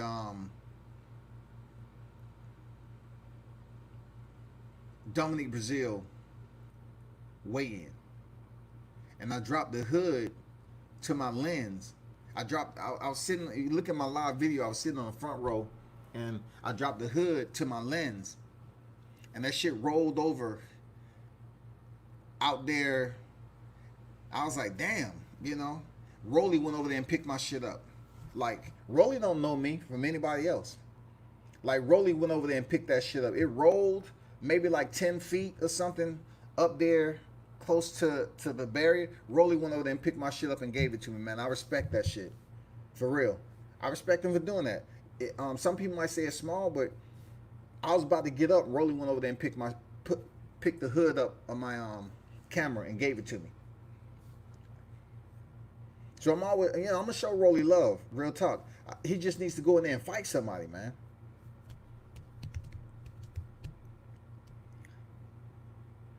I just say sorry. That was a pocket dial. Damn. You time my man out on a pocket dial. Man, hey, snipers can't be fucking up on the trigger. Y'all can't be squeezing off on the trigger on the target. Shit, motherfuckers go to the goddamn Leavenworth Brig for that shit. Anthony Jones say, what weight is he at though? I be seeing his Instagram, but I'm not sure he's big. Rolly is supposed to be contender lightweight, but during the pandemic, he did a IG with Teofimo Lopez, and you can obviously tell that he had gained weight. He said, you know, he was like at 170.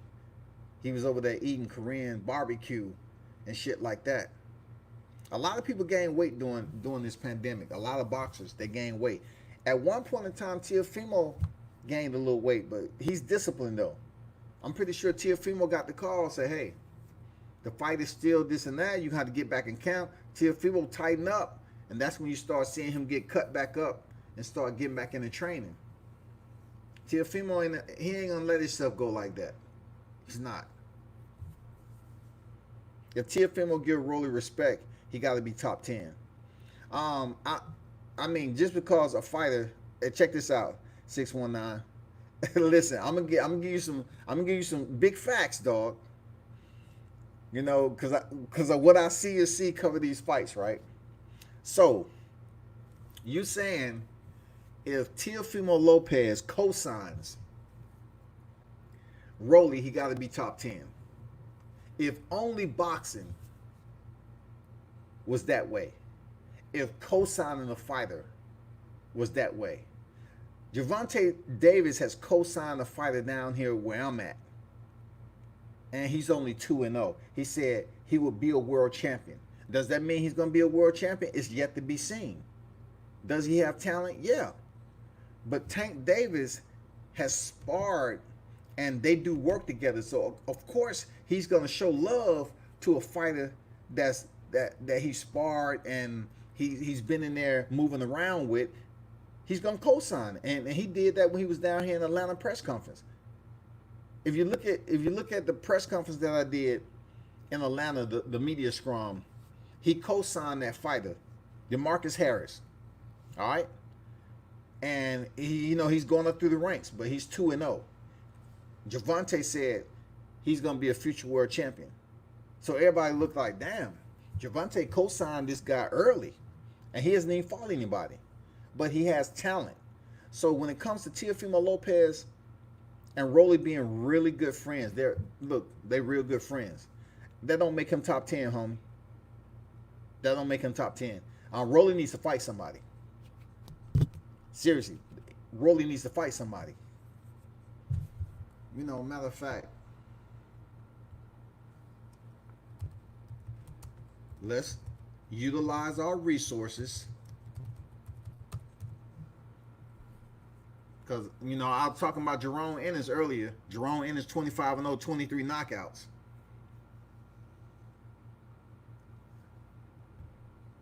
And people saying, you know, maybe he should be fighting, you know, some top fighters in 147.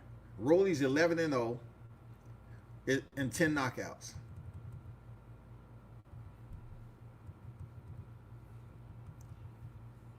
You know, his KO percentage is 90% right now. You know, it looks good. Lightweight. So he last fought February of this year. So what I'm looking for is the names. You know what I'm saying? Some solid names and the records for him to be top 10.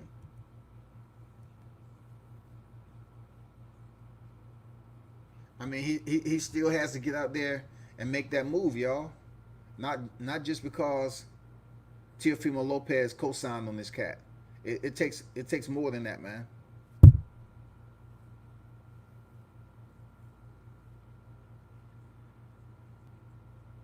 But 619, you must be a real hardcore fan of Rolly Romero.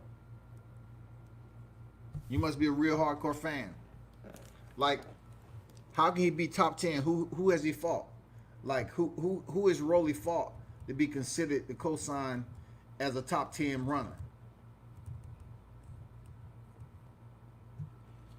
Rolly's at sitting at top 10 in the WBA. I mean the WBA right now. Rolly's sitting at number 10.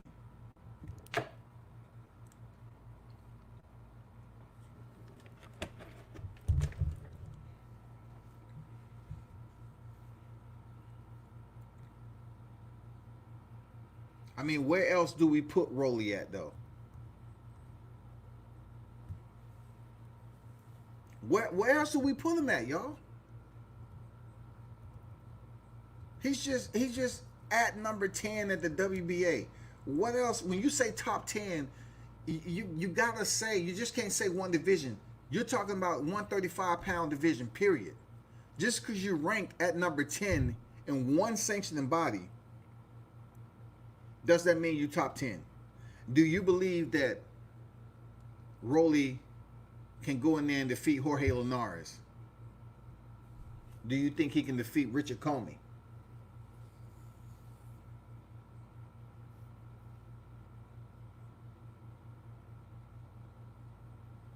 Who can he fight? I'll tell you a good fight for Rolly that's in his ranking structure in his division. You know, in his WBA ranking system. Yorkis Gamboa. Shit, put Rolly in there with Gamboa. That would be the opportune time if Romero, you know, Gamboa was stopped in the 12th round when he fought Gervonta in the ATL, right? Have Romero step in there with Gamboa. He goes in there and stops Gamboa earlier than Gervonta Davis. Now we're talking a different language. Now the harmony changes. If Rolly Romero steps in there in Gamboa and he stops Gamboa in early fashion, I'm talking about a Gamboa that's totally healed up from that Achilles tear or whatever he had. If Rolly goes in there and has a freaking superb performance outside of what Gervonta Davis was able to do, then the conversation changes. And he is looked upon like, damn, Rolly's a dangerous fighter at lightweight. We need to start taking him serious. That's somebody that's ranked. He needs to goddamn fight a Gamboa. You know what I'm saying? He's at 10, Gamboa's at number 8. And we all know Gamboa just stepped in there. He fought on the Gervonta undercard in Baltimore. And then they had a matchup down here in ATL where he was stopped in the 12th round. But it's only a matter of time before Gamboa steps back in there. Even at 37 years old, Gamboa still looked good that night against Gervonta. Still looked good. Seriously. I think he'll be a problem for Rolly. If Rolly steps up and he's able to stop Gamboa quicker than Javante, then we got a different conversation going on. What y'all think? Y'all let me know. Let me know what you're thinking. But hey, I want to get, for those who just not tuning in, what y'all think about Jerome Ennis? Is he a top contender in the welterweight division? I need y'all feedback on that, because earlier, I received some feedback that Jerome Ennis, you know, where he's at right now, what people are thinking that he needed, he's ready to step up and everything. What do y'all think about Jerome Ennis? Do you think he can be the fighter like Keith Thurman? Is Jerome Ennis ready to step in there with a contender, a former unified champion, a contender to potentially rebound and get another belt? Keith, I want to say one-time Thurman, but he's no-time Thurman. He went from one time to sometime to no time.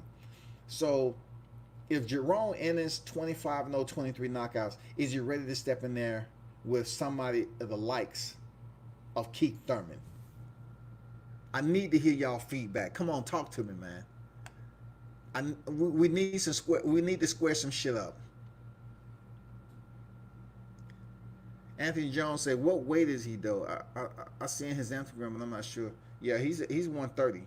He fight at 130. 619 said Garcia highly ranked, and he whooped him in sparring. Yeah, that we know, man. I mean, we know what happened in sparring. That's old news, though. Hey, Big Dog, 619. We already know what happened in sparring. That's old news. That's old news. It's plenty of fighters I've seen that look a certain way in sparring and then go in there and perform in the ring. That's old news. Yes, Floyd Mayweather slipped up and was out of shape against Spatafora in sparring. But come on, Floyd Mayweather is one of the best, the highest paid athlete, and still undefeated.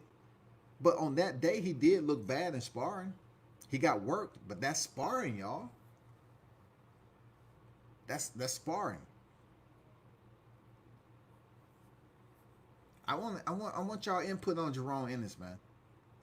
Is he ready to step in there with a fighter like Keith, one-time Thurman?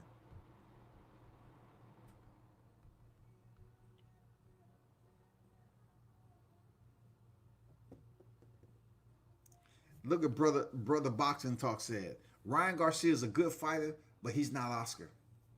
That's facts. That's facts. Ryan Garcia is not Oscar, man. I was actually motivated to look at Oscar De La Hoya sometime he stepped in the ring. Real talk. Because Oscar, though he was the most boring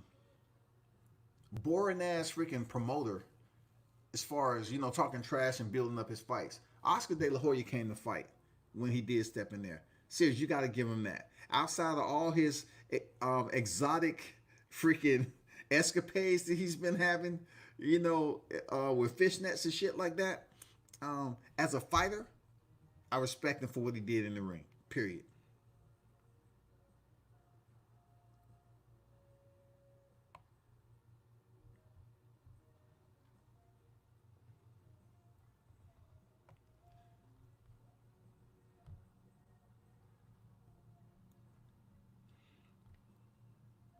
Hey, y'all let me know what you think about that Jerome Ennis, though. You see how I'm not getting any feedback on that Jerome Ennis? I'm asking people to let me know on Jerome Ennis, man. No one's even leaving anything. That's what I was trying to tell y'all, man. People quick to say, okay, boots this, boots that. But a brother is asking for some feedback on Jerome Ennis, man. Is he ready to step in there with Keith Thurman? And no one is talking about him. That's what I'm trying to tell y'all, bro. Like, people know who Jerome Ennis is, but they understand he ain't fought nobody. He's 23 years old and he's 25-0, man. Who knows him outside of his people? When it comes to boxing, the community is different. The attraction is different, people. You have people with less freaking wins on their record than Jerome Ennis and has more popularity. Why? It's all about who they fought and where they at in their boxing career. I'm not saying Boots can't fight, but come on, bro. He has a record, and the real ones will tell you that on his record, there isn't any top names that he's fought at 25-0 right now. It's no top names. So is he ready to step in there with a fighter such as Keith Thurman that's coming off a loss to Manny Pacquiao, and he's looking for somebody to fight? I don't even think Keith Thurman would fight Jerome Ennis, because obviously he's not a big name, and the ones that Keith Thurman mentioned was Mikey Garcia, Shawn Porter, and who? Who's the third one? Danny Garcia. And we know Danny Garcia lost to Shawn Porter, but guess what? His name started being tossed around for the opponent of Errol Spence once he returned to the ring. Those three names right there. Mikey Garcia is a 4-division champion. Come on, man. Danny Garcia. Man, come on. It's no question. The names that he was mentioning, Shawn Porter, one of the best in the welterweight division, a dog. Those are three top tier names, man. And the last one on that totem pole is Mikey Garcia, but he gets a little respect because he stepped up his first fight at welterweight, stepped in there with Errol Spence, went the distance, and then went in there and won against Jesse Vargas. So now he's pretty much seasoned in the 147 division. He just don't have a title yet. Now I'll tell you what, if he was to go over there and fight Terrence Crawford, would Terrence Crawford take that fight with Mikey Garcia? To be honest, I would be remiss to say if Mikey Garcia would even ask for a Terrence Crawford fight. I see him being outboxed. We're not going to get a Robert Easter remake. I truly see Mikey Garcia getting outboxed if he fight Terrence Crawford. I do. Man, no one has dropped anything about Jerome Ennis, man. Y'all boosting this cat up. Come on, man. Show some love, man. Is he ready to... I'm not even going to ask no more, man. I'm not even going to ask no more. Y'all just gave me the answer without even... Look, you know 65% of communication is nonverbal cues. So y'all just gave me all the nonverbal I know. Y'all just said, fuck it. I ain't talking about the dude or whatever. It's all good. Moving on. Moving on.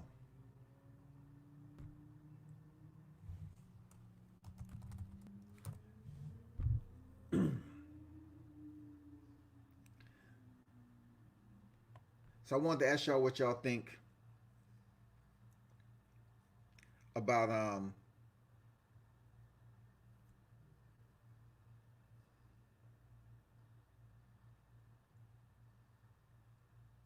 what was that article?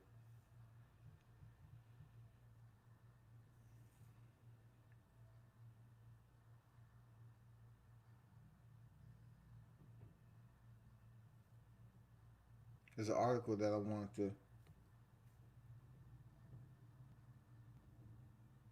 wanted to ask y'all opinion on Virgil Ortiz. Where do y'all place him? Regardless of what title he's having and how he got it. How do you, just like I asked you about Jerome Ennis, what is your overall assessment on Virgil Ortiz? Is Virgil Ortiz ready for a step-up fight against any of the top-tier champions or, boxers in that division? Is he legit? Everybody's boosting this guy up as the next. Like, is he one of the people, one of the fighters that we should keep an eye out for? Virgil Ortiz. I want to hear what y'all got to say on this dude. Let me know what y'all got to say, man. And there's no knock on him. I just want somebody who understands the path for what he took to get his belt. He's 15-0, 15 knockouts, right? And then look, that's all well and fun. I've seen plenty of fighters. Arthur Bellaviv has the same identical record as freaking he do. And Arthur Bellaviv, in my opinion, can box too. He has 15 wins and 15 knockouts. Virgil Ortiz in the same way. Welterweight division. His last fight was Brad Solomon, December 2019. He was 28-1.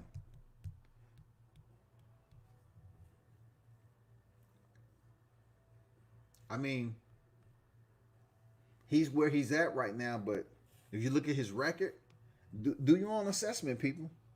Like, he had an active 2019. He fought 4 times in 2019. And he climbed that ladder up to get him a gold title. So where do y'all put Virgil Ortiz for real? Who would you match him up with as far as the top name in there? Is he ready for? Man, we got to start holding these fighters accountable. Okay, so 619 say Rolly whoops Ennis. But 619, you have to understand, Ennis is in come on now. Come on, 619. Work with me, bro. Work with me. Work with me. Work. I need for you to work with me, 619. I'm about to tell you something. I don't want you to get offended. I don't want you to get offended now. I want to make sure I apply responsive etiquette. Rolly fights 135, 619. Jerome Ennis is welterweight 147. Why would you say Rolly whoops Ennis? They're not even in the same division. I'm really trying to be applicable for those who are competing in that division. You know what I'm saying?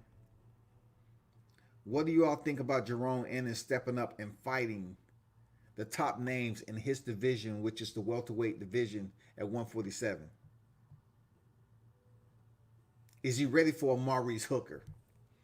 Shawn Porter is ranked in number 10 in the IBF. Jerome Ennis number 14. Is Jerome Ennis ready for a Shawn Porter? That's my question. Is Jerome Ennis ready for a Shawn Porter? Let me know.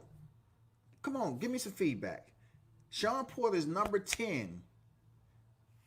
Maurice Hooker is number 12 in the IBF welterweight. Is Jerome Ennis ready for Maurice Hooker or Shawn Porter? I just need y'all feedback, man.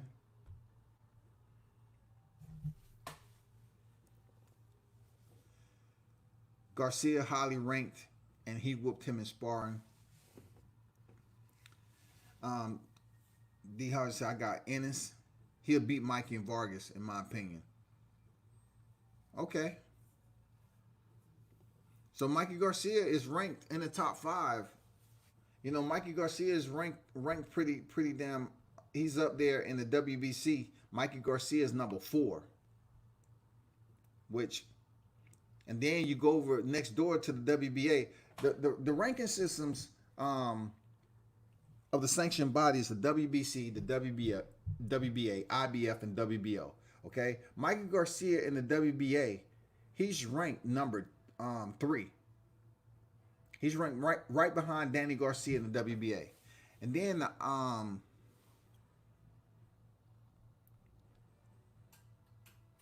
over in the WBO, Mikey Garcia is ranked number 3. So consistently, he's ranked in the top 5 across the platform, except for the IBF. You know what I'm saying? Mikey Garcia is in the top 5 of the WBC, WBA, and WBO. He's not ranked high at all. He's not ranked, period, in the IBF. Why? Because he got his ass smoked by Errol Spence when he stepped up. So, yeah. He'll beat Mikey and Vargas. Rolly's whooping Ennis.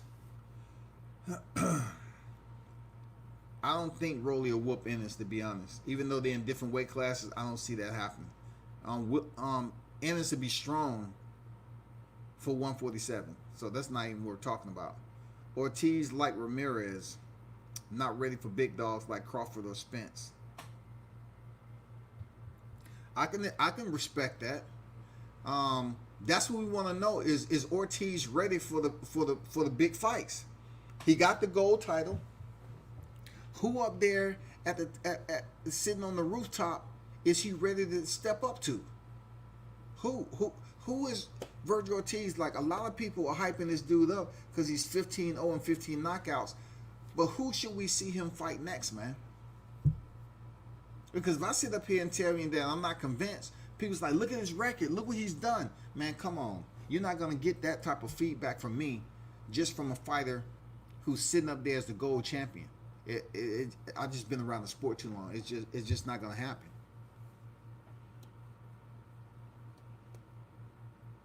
Can I get one of those wrenches? I thought you had a wrench. What? Dion, you had a wrench already. What happened to it? The fuck is that? Then you have a wrench, bro. What the hell? I don't know what that's about, because I know you had a wrench before. Use one of the first wrenches I gave, man. So Anthony Jones say Ennis looking good. Okay, Anthony, I got you, bro. But looking good of what? Like, what you mean looking good? Like his last fight, he stopped a guy who was outclassed and he put a beating on him, I think in the third or fourth round. What you mean looking good? Like, what opposition could you compare him to looking good that's suitable as quality? You know what I'm saying? Because he already has quantity. He has quantity. Jerome Ennis is 25-0. He's 23 years old, bro, and has 25 wins already. He has the quantity. But who can we link him up to as far as quality to say Jerome Ennis is a threat in his division? When he has a fight coming up, people's like, okay, boots on that, boots on that, boots on. I get it. I get all that. But 25-0, 23 knockouts. Who has he fought a quality opposition that we can sit up here and start, shaking our heads saying, okay, he's ready. He's ready for a top name.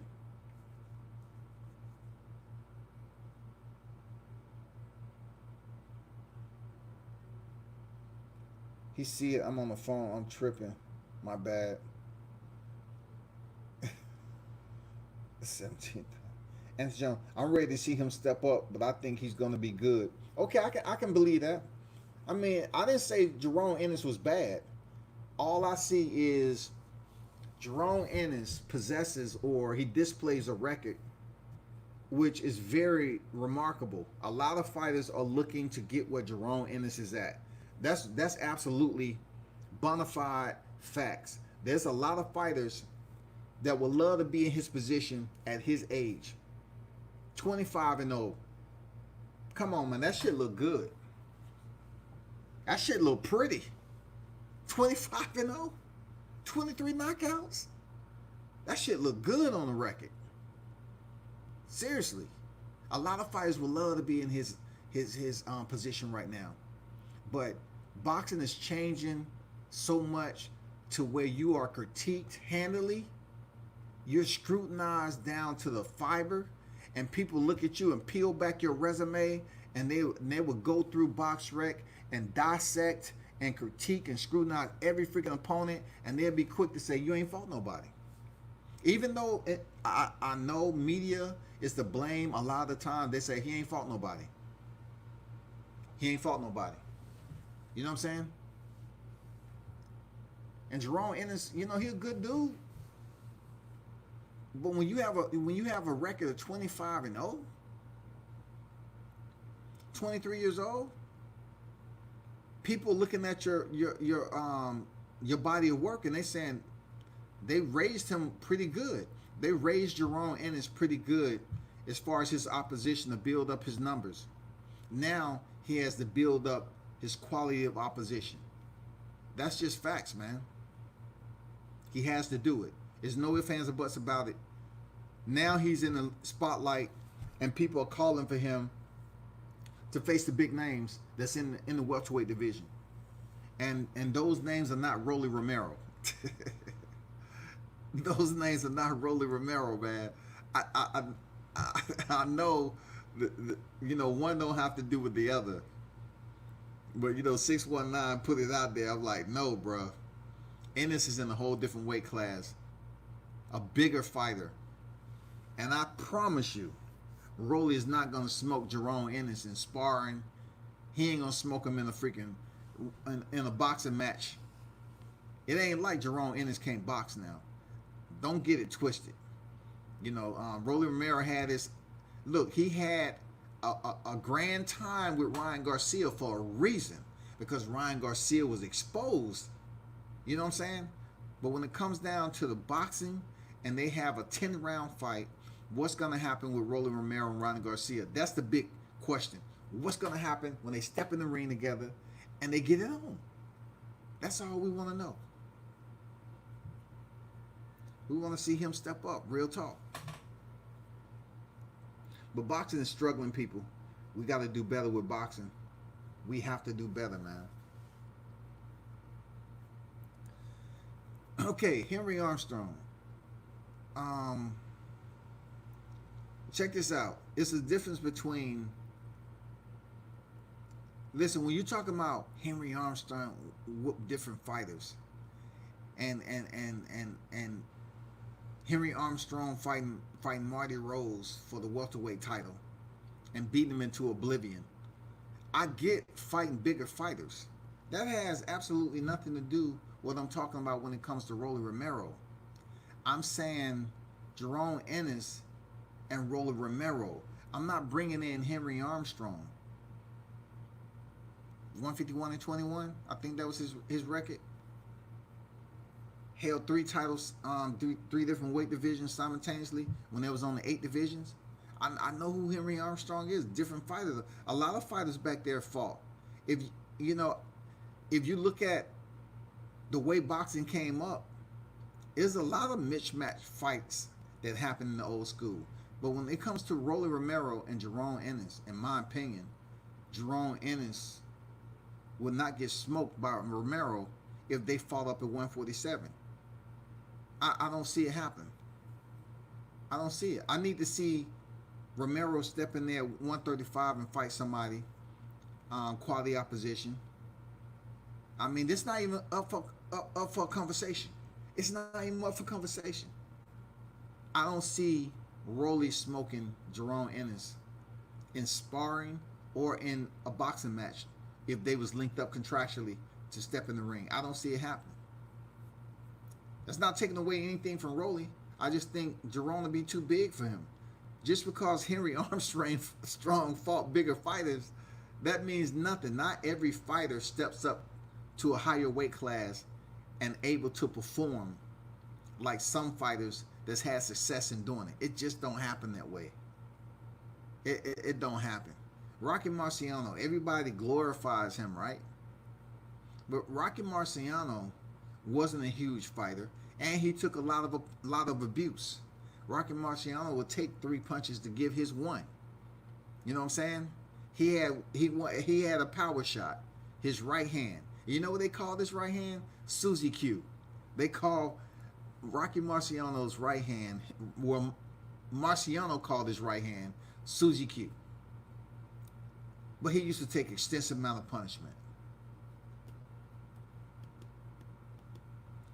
What's going on, Line Killer in the building, man? Salute to you. What's good? What's good? But I see where you coming from. Don't get it twisted, 619. I see where you coming from with your analogies. I get it. I get it. Because I tell people all the time, when it comes to weight divisions, all you have to do is look at the heavyweight division. I mean, you can make all your analogies, but look at the heavyweight divisions. You can have a fighter that's fighting in the teens, 215, and then you have a fighter coming here and fighting 265, 270. Why can't that be that way at the lower weight class?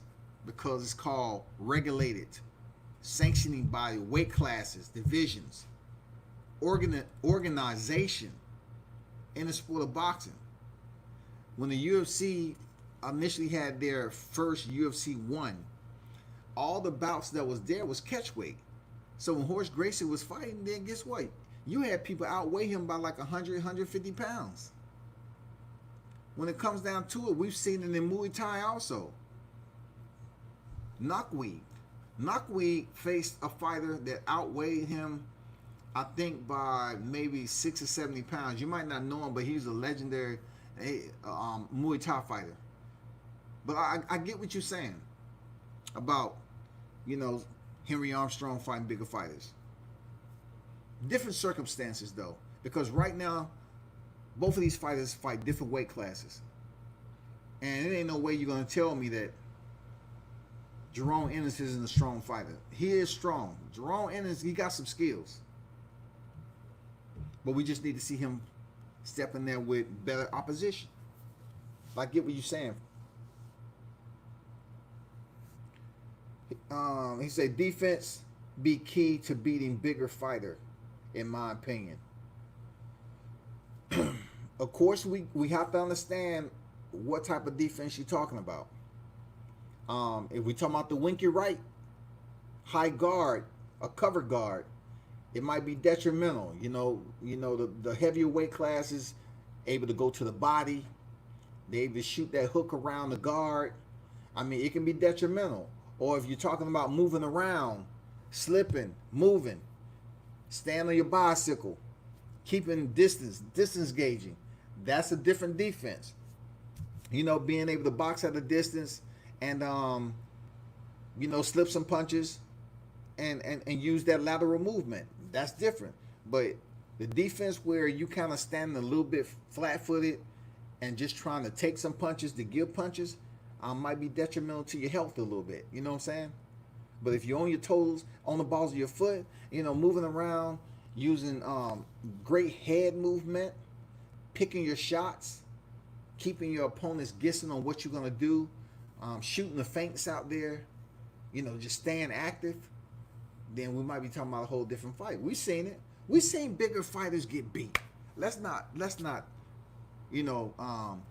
sit up here and bullshit ourselves. We've seen bigger fighters get beat by smaller fighters.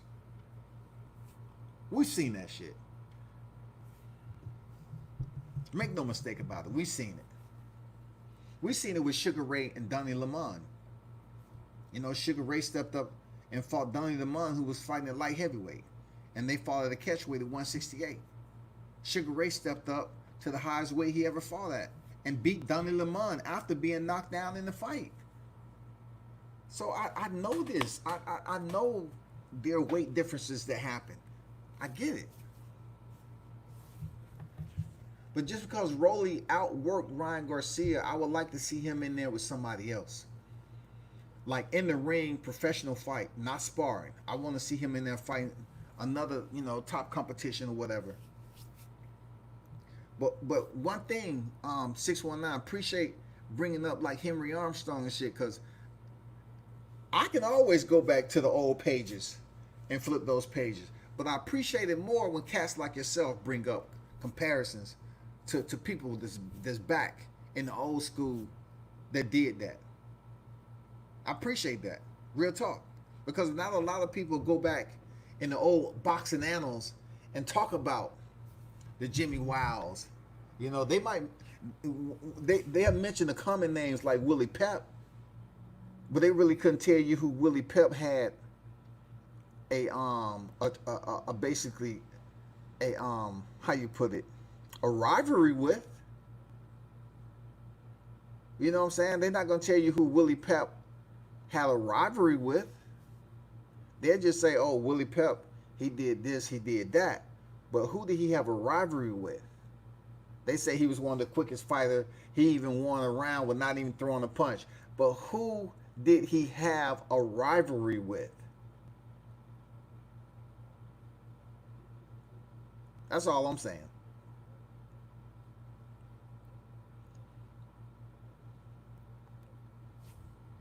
Well, appreciate that old school. Chain TC in the building, man. Salute to you. But yeah, tomorrow's fights, man, the main event has been changed, unfortunately.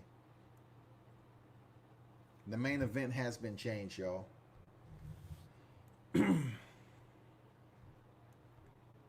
So let me I will talk about Carissa Shields and her fight with Eve Dakari. I will. Of course I am. Of course I am. And then, but check this out. Jamal Jamel Herring say, "I can't win, bro." I mean, he's been winning. He's champion, but I know what he mean. He can't win with this COVID testing or whatever. Plus, that's him and the Quendo fight. Reschedule again, man. So Herring tested negative again upon arriving in Vegas.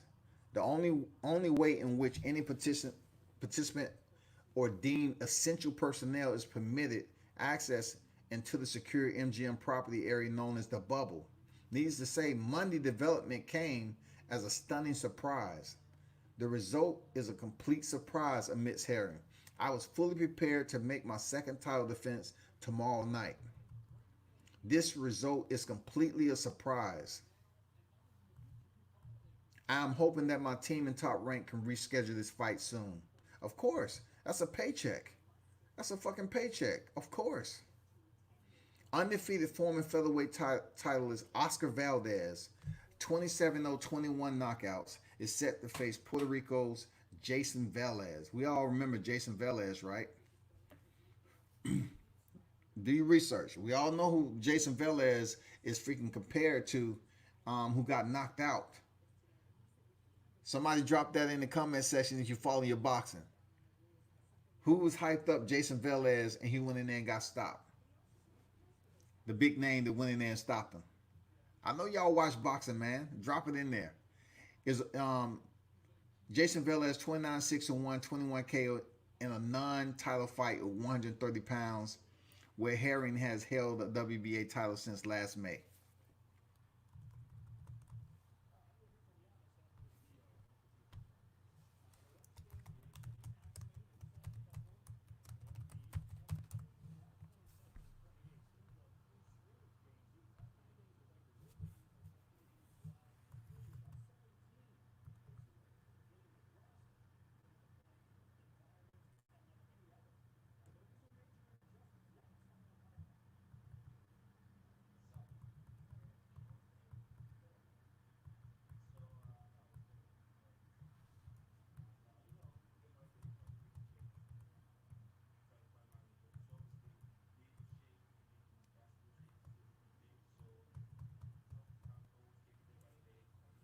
Well, he didn't get stopped. I mean, he didn't get stopped, but the name that beat him, the name that beat him. That's what I meant to say.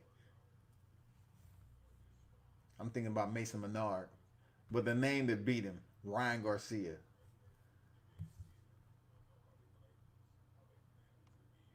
Everybody was hyping up Ryan Garcia. He went in there and defeated Velez, which, hey, that was a pretty good fight for him. You know what I'm saying? That was a pretty decent fight for Ryan. Real talk. But he's stepping there with Oscar Valdez, man, and shit.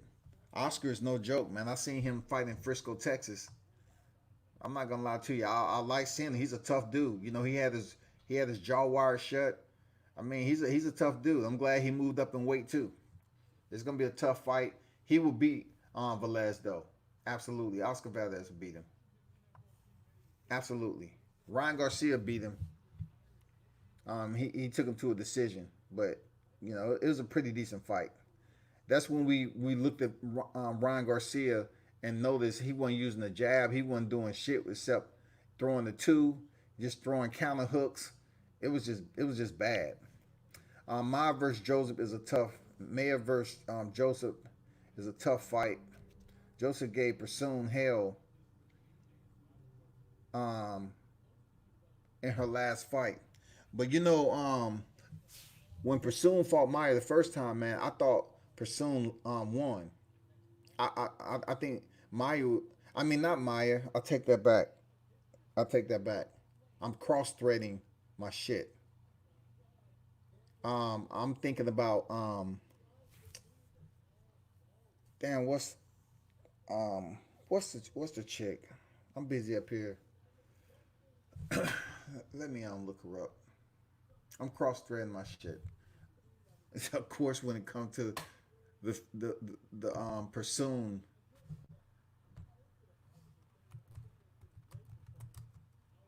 And that's crazy too because they're about to fight again. And I actually talked about this. Delphine Pursoon, when she, 44-2, y'all. Delphine Pursoon, 44-2, tough as shit. I thought, and I know for a fact, when she fought Katie Taylor, that's who I was talking about, not Meyer. But when she fought Katie Taylor, she won that fight. She won that fight. Period. Katie should have a one to her ledger, but they still trying to buy her. And I have a backstory of Katie Taylor, but I'm gonna keep it to myself, man. Fuck it. I'm not even gonna bring it up. But that's my fault, man. I did catch myself though. Um, I was talking about Ryan Garcia. He didn't stop him, but he did beat him. And I was surprised at how, everybody's talking about Ryan Garcia beat Velez. He's a tough fighter. Yeah, but Velez, he went through a streak. He had multiple losses in a row, man. Yeah, he did lose to Mars and Cellular too. Yeah, and see, looking at his, let me go back to where he was.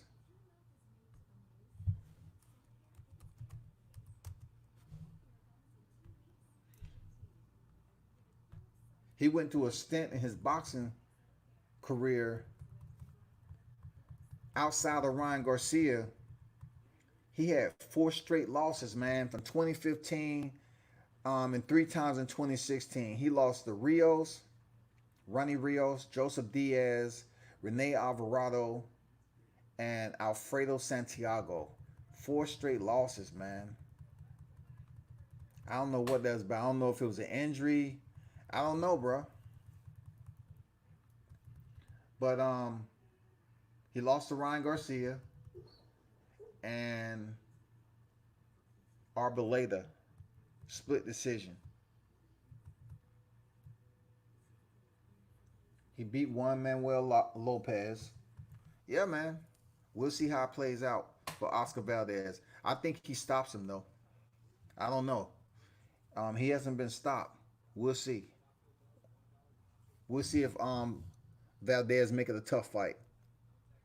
He might stop him though, for real. Fat Daddy, what's good, man? I haven't seen you in a minute, man. How you been living, bro? Fat Daddy Truck in the house, man. Lawrence Williams, I thought Valdez won his last fight on the Gary Russell card in February.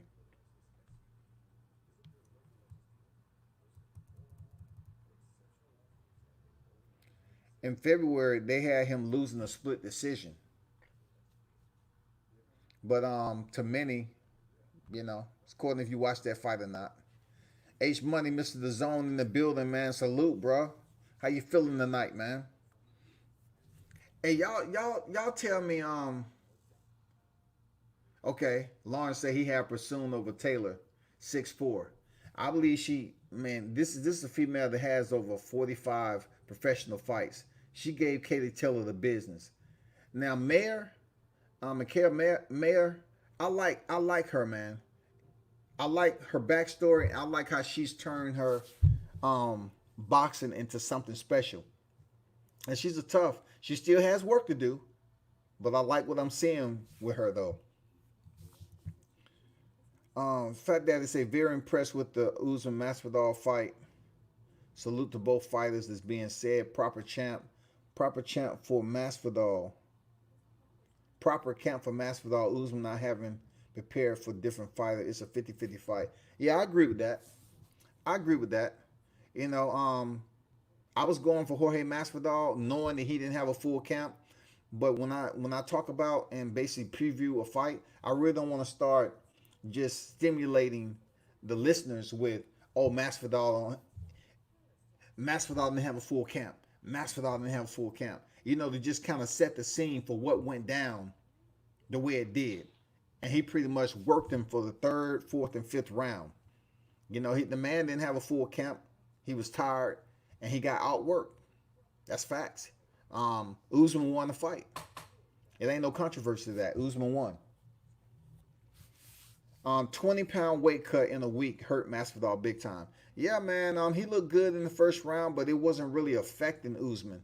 He landed some solid kicks to the body. It wasn't really affecting him. I want to know what y'all thought about Clarissa Shields.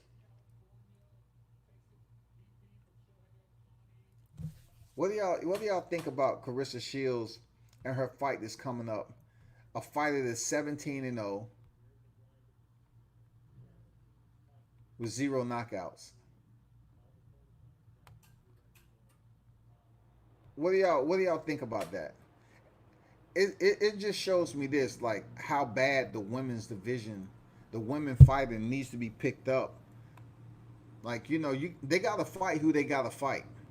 But Carissa Shields and Marie Eve Dakari are due to fight again. Their fight was canceled due to COVID or whatever. But Carissa Shields, she was able to become a 3 division champion faster than any male or female. She's a Hall of Famer right now at her current state. Carissa Shields is a Hall of Famer. Period. There's no ifs, ands, or buts about it. Being undisputed, unified in 2 divisions. I mean, Carissa Shields is a bad chick, right? She called herself the greatest woman of all time and everything. But when it comes down to Eve Dakari and 17-0, no knockouts, it's good that she's been able to get where she's at and she holds a belt. But then again, people are going to look at, like, who really knows Marie Dakari? Who really knows this chick? And that's, as media, I try not to say, well, no one knows that person, because that'll go a lot of the times in freaking women's boxing and sometimes in males boxing. Who knows them? Who knows them? Outside of Carissa Shields, who is she? Carissa Shields is only 2 knockouts from being in the same position with less wins to it. Carissa Shields is only a couple of knockouts. She's 10 victories with 2 knockouts. Dakari is 17 victories, 0 knockouts. So where's this fight gonna go? Logic on paper has it that these two should have a boxing match.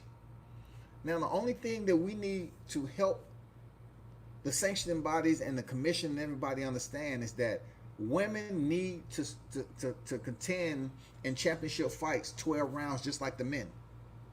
Also, the women need to fight 3 rounds. I mean, not 3 rounds, 3 minutes per round. What's with this 2 minutes per round still? Like, you actually have women fighters out here that want to be paid a lot more money like the guys, right? But then it comes down to a very unfortunate reality is that you're fighting 2 minutes a round, and the highest you go is 10 rounds, when championship fights should be 12 rounds, just like the men. But I know when it comes down to that, it's really not important. I get it. You know what I'm saying? Lawrence Williams say Alfredo Santiago beat Velez too. Devin Haney last opponent. Yeah, Oscar Valdez should. I think he may potentially stop Velez. To be honest, that's what I'm thinking. Yeah, Fat Daddy said I think she outboxes her easy.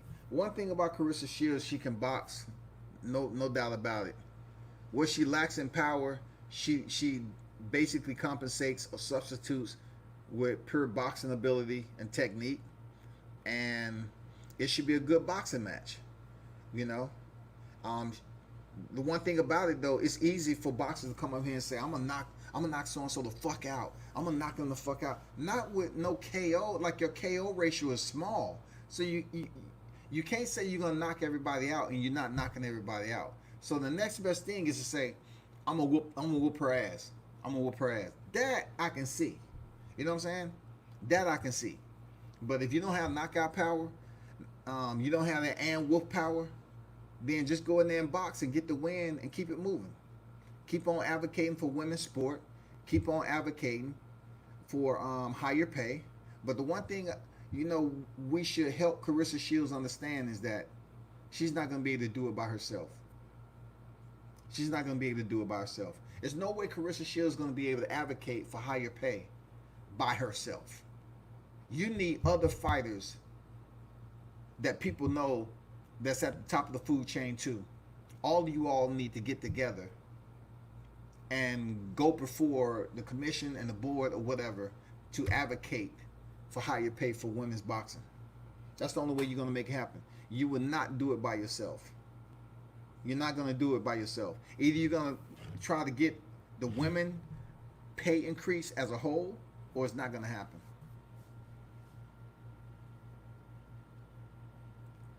Shields came around at a good time. Salute to her. That being said, Wolf stops her. Ali potentially stops her in that era. I do like Shields as a fighter and hungry. She can box for real. She can box.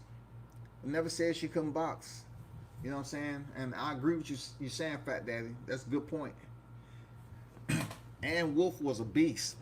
The knockout, the overhand right, how she set up Vonda Ward. Oh my God. That's one of the best women knockouts of all time.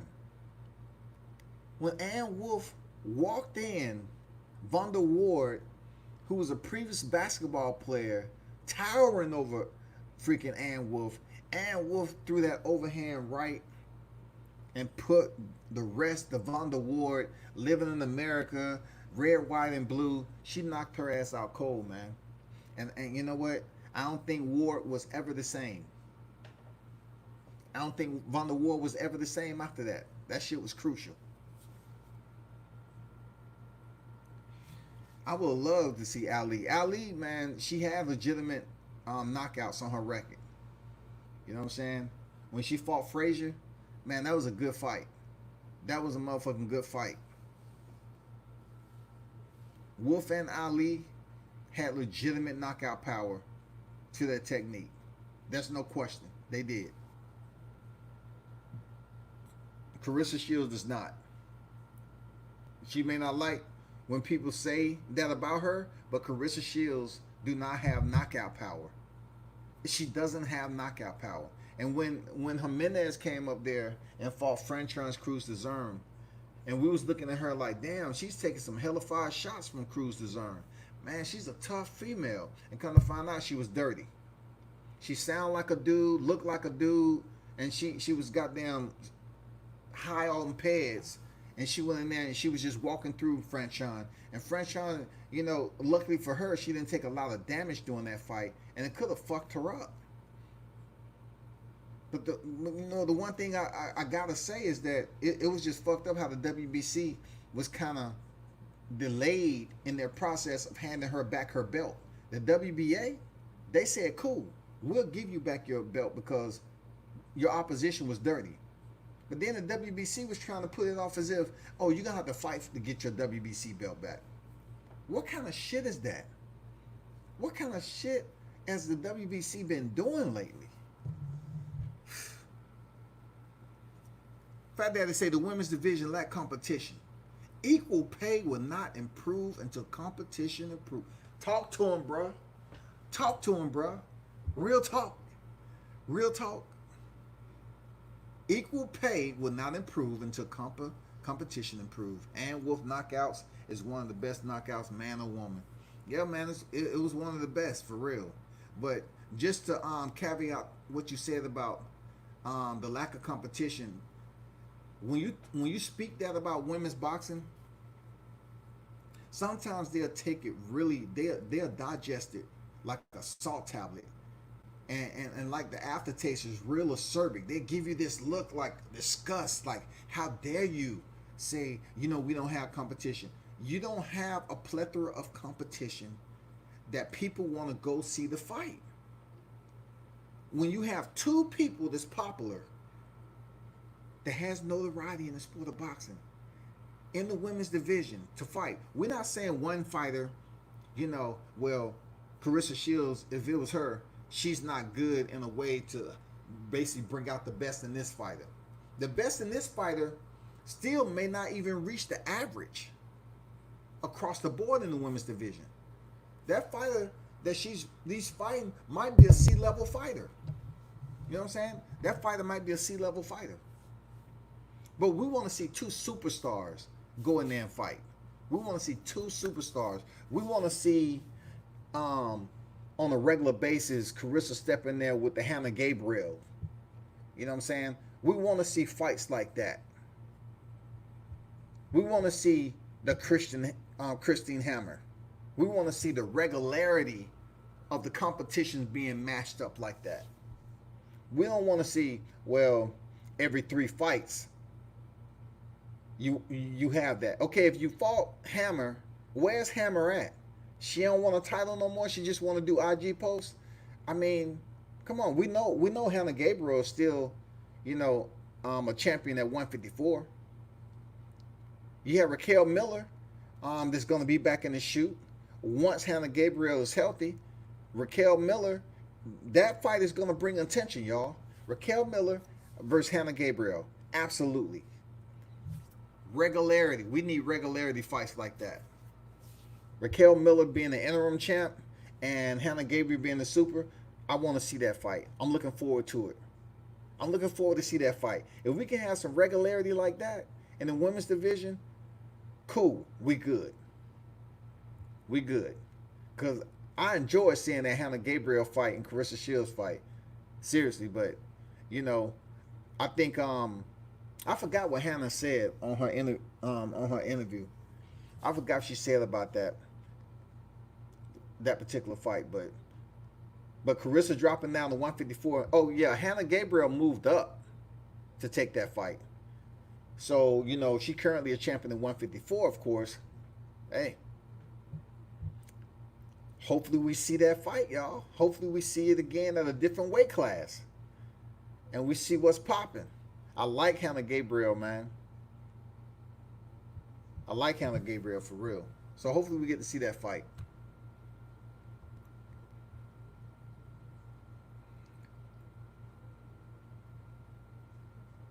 Advertising gate receipts, PPV, merchandise, etc. gives you stronger position in negotiation to improve pay.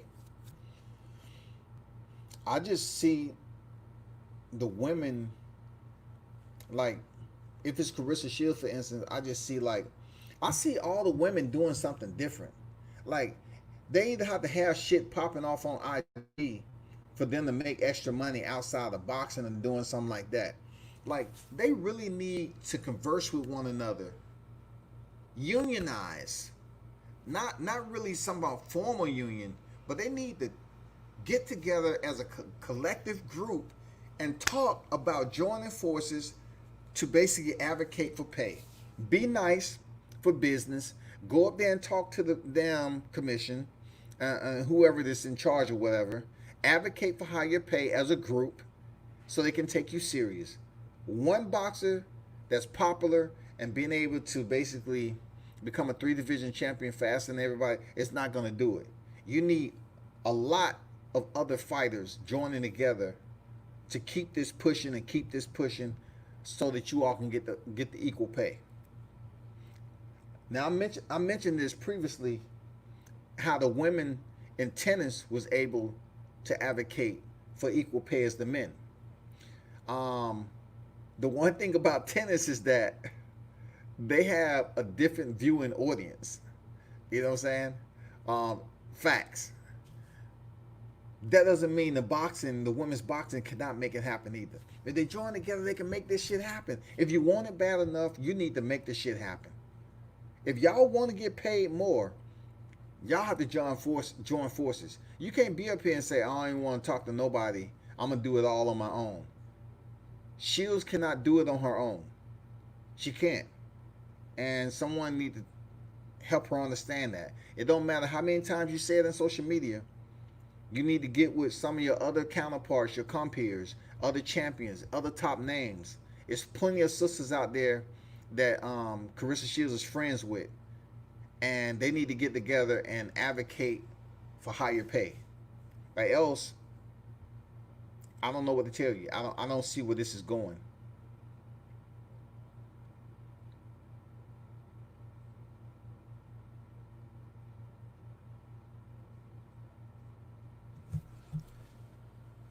Garcia spanks Cejudo easily if the cross sport fight happens.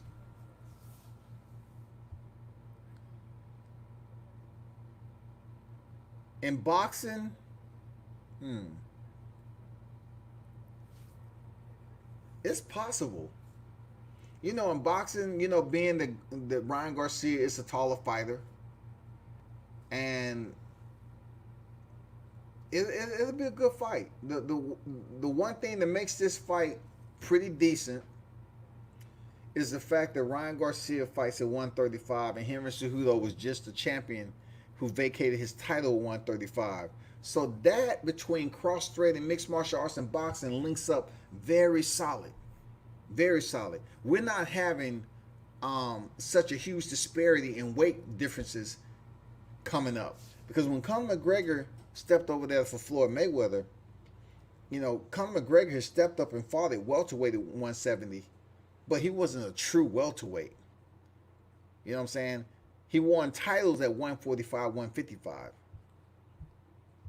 But that'll be a good fight, though. Henry Cejudo, man, don't sleep on him. Henry Cejudo is worked on his hands pretty good. I'm not saying that he got Ryan Garcia hands, but people need to understand this bona fide fact about mixed martial artists.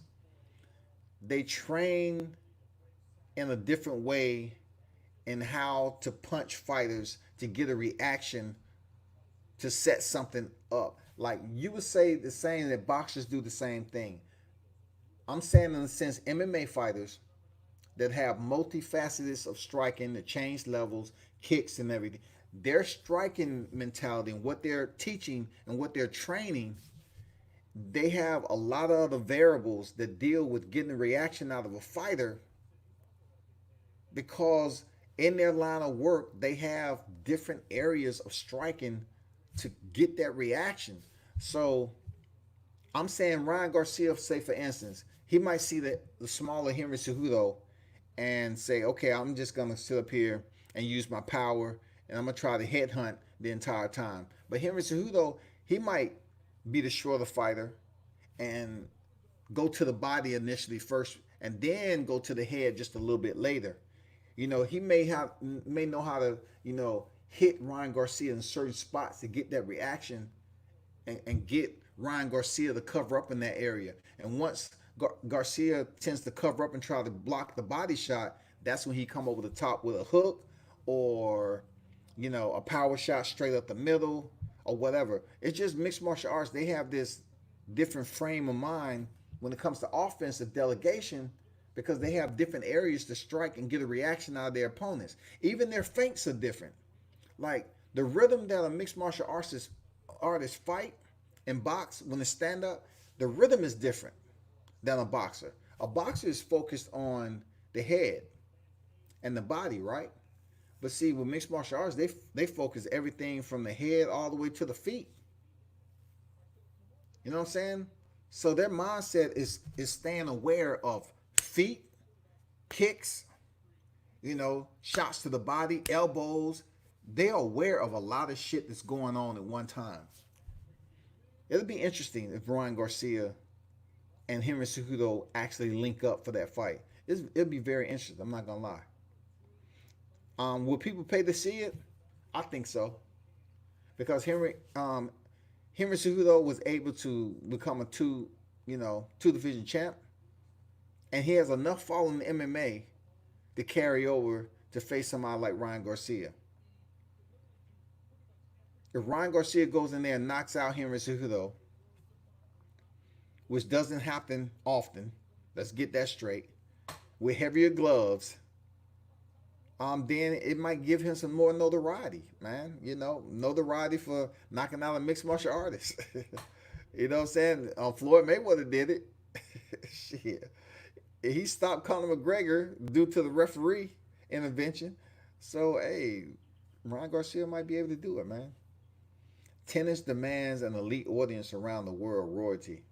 Yeah, women tennis is just different. and looking at that fact that you're right.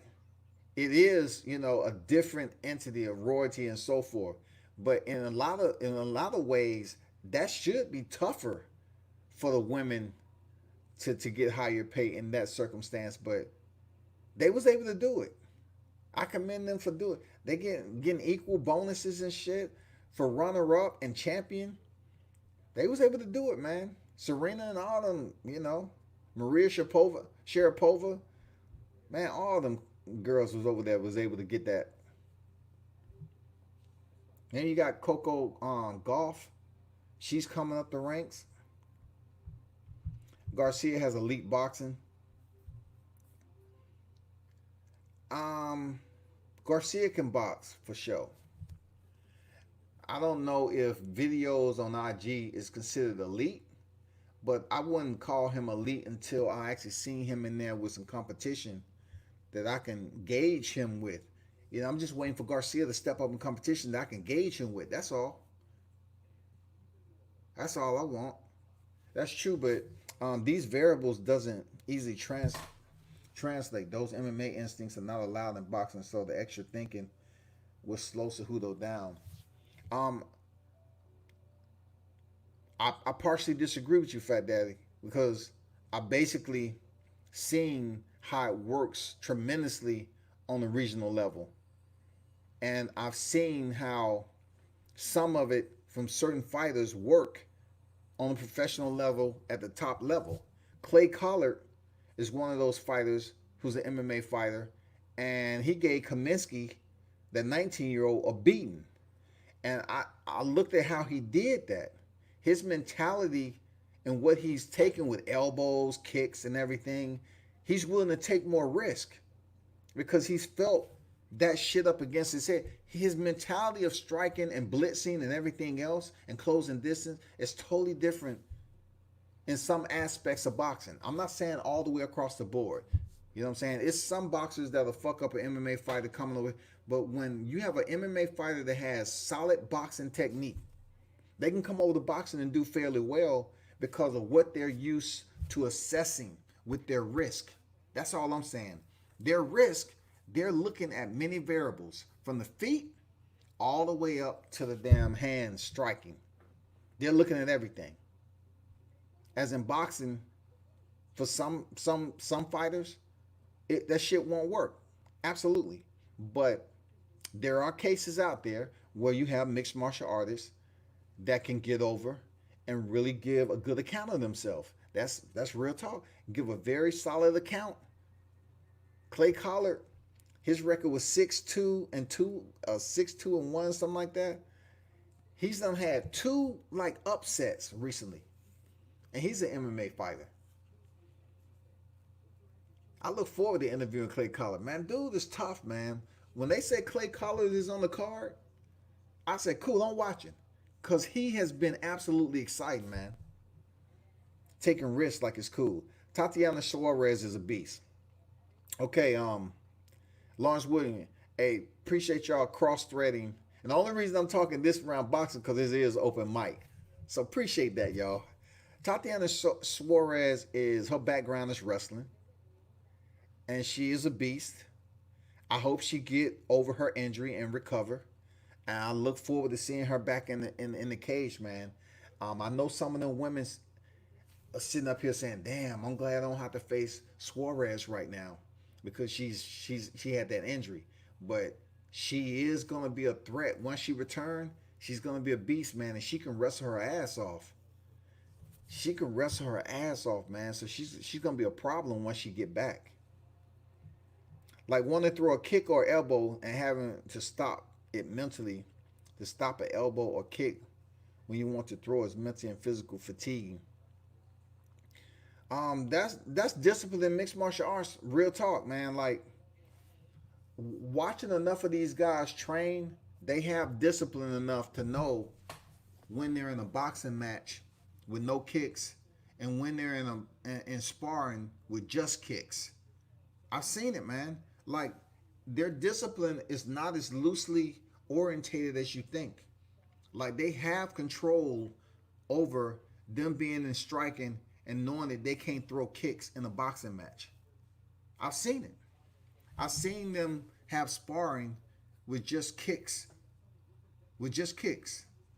You know, they go through the motion, then they set up their kicks, and it's just kicks, and then they'll go and they set up their punches and then punches and kicks. It's courting, but they have mental discipline to go over here and just throw left and right, or throw hands, no kicks. They'll throw hands with takedown attempts, or just work on their feints over and over again, stuff like that. But you rarely see at all an MMA fighter come over to boxing and throwing a kick. You know what I'm saying? You rarely see that. Unless you look back at the Riddick Bowe fight. Oh boy, was the MMA fighter though, but Riddick Bowe popped him upside the head with the left hand. And Rock Newman came over there and pulled him over the top rope. That shit was funny. Tillman, I think his name was. Tillis or whatever. That shit was funny as hell. Rock Newman, you got to give it up for him, man. It's not too many freaking people who will go over there and protect their fighter like he did. He came in there and pulled old boy over the top rope like it was cool. No hesitation.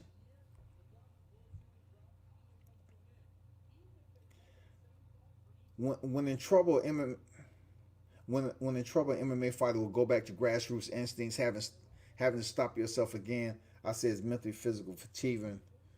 Pardon the repeat. I understand what you're saying though, but I just look at it like, looking at these guys train. I don't see them fucking up like that. When the professor or the teacher tell them, okay, we're gonna work on this, so we're just gonna work strictly on that. You don't have people just saying, oh man, I fucked up and threw a kick, or well, I fucked up and did this. They pretty much get the routine down in their head on what's going on. Everything about what their striking discipline, what their striking authority is supposed to be for that training session. So if they was, look at Conor McGregor, of all people, dog. Conor McGregor, of all people, stepping over here to fight Floyd Mayweather. Not one time during a 10-round fight did Conor McGregor fuck up and throw a kick to Floyd Mayweather. Not one time did he throw an elbow. Now, the only thing that I've seen that Conor McGregor was doing that's really not allowed in the sport of boxing is hammer strikes. When you saw Floyd Mayweather, turn his back and bend down, you saw Conor McGregor doing this hammer strike shit. That shit they do in MMA, especially when they have their fighter in a down position, or they have semi-top control, a dominant position or whatever, and they're landing some hammer strikes. That's the only shit I've seen Conor do. I didn't see him throw an elbow. I didn't see him throw a knee, a kick, any of that shit. And of course, Floyd Mayweather put in the contract, if Conor McGregor throws a knee or kick or something, he's going to be penalized, what, $3 million or something like that? Some insane amount of money. It was wild, dog.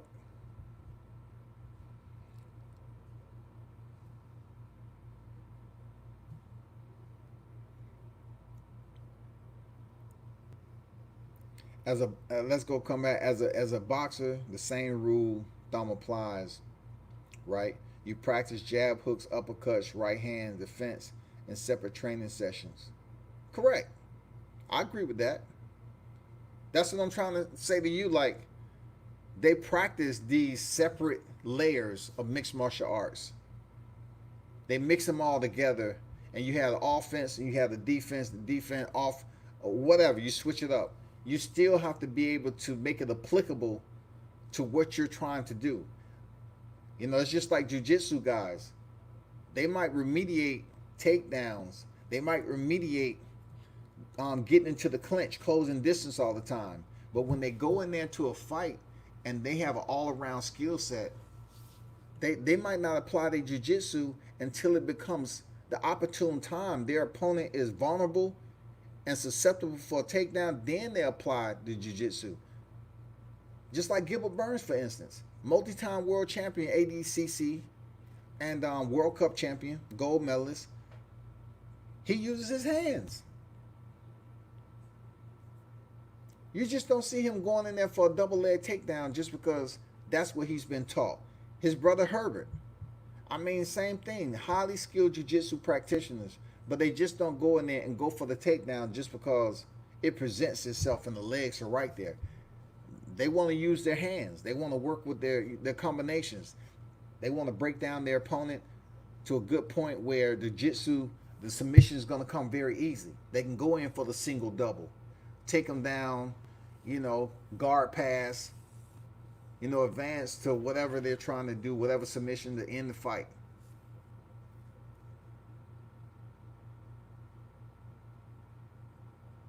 Well, I can't really say what Conor. I mean, of course, I would say in a little bit, Conor McGregor was tentative and slow because that was a big stage. Um, we have to put this into perspective. Conor McGregor was in there with the best of this era. Of course, he was gonna be tentative, dog. Real, come on now. Conor McGregor stepping in there with Floyd Mayweather in front of all those people. And look, and Conor McGregor is used to being the show. Conor McGregor is used to being the topic of everybody's talking, being the best in there. He's used to having all that bravado and all that glory. He's used to being showered with all that from his fans, all the cheers and serenaded and all that shit. But when it comes down to Floyd Mayweather, you can't go in there and take that shit away. Come on, man. No. Conor McGregor should have been nervous. He should have been tentative. All of that. He should have had bubble guts. He should have had all of that. You're in there with one of the best boxers of this era with an 0-0 boxing record. You have successfully crossed the bridge of mixed martial arts over to boxing. Not just to have a match, your first professional match with just somebody who has another professional record, but you're in there with the absolute best creme de la creme of boxing right now, and your record is 0-0. Your motherfucking record is 0-0. Even though Conor McGregor boxed as an amateur, I tried so much to tell people. I said, Conor, it's not like he didn't have boxing. Conor boxed as an amateur, and then he chose mixed martial arts, and that's where he made his stance and as a full-time fighter. But when he reverted back to train for Floyd Mayweather, his claim to fame was going in there sparring Paulie Malignaggi and building up that shit, saying he worked over Paulie and he got the best of Paulie, and people can believe what they want. But I'm gonna tell you like this: Paulie ain't no bitch. Paulie's a smart motherfucking boxer, man. Seriously. I just don't believe a huge portion of Paulie going in there getting worked over by Conor in boxing. No. I seen Paulie Malignaggi and bare knuckles outbox lowball with one freaking hand. He broke his hand. This is bare fucking knuckles. He broke his hand, and he didn't fucking give up. He didn't damn run around the outside of the cage. He boxed lowball with one fucking hand and won the fight. Seriously. Paulie might talk a lot of shit, but Paulie ain't no punk, dog. He's not a punk. Personal experience, check it out. While sparring a lower weight class, instructed to use only my jab, he started landing. And I instinctively shot a right hand. Trainer kicked me. Oh shit. Trainer kicked you out the gym. Damn. I was sparring a little weight class, instructed to only use the jab. He started landing instinctively.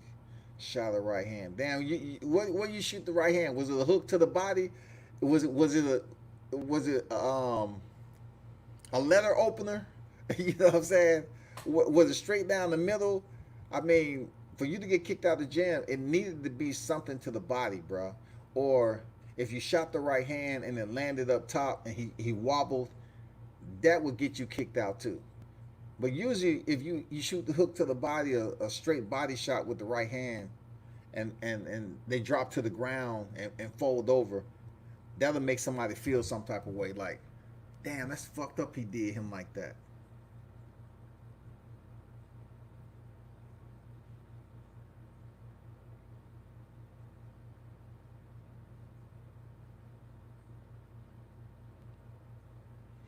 What's your discipline? Just mixed martial arts, man? What's your discipline? Boxing and mixed martial arts, or just MMA?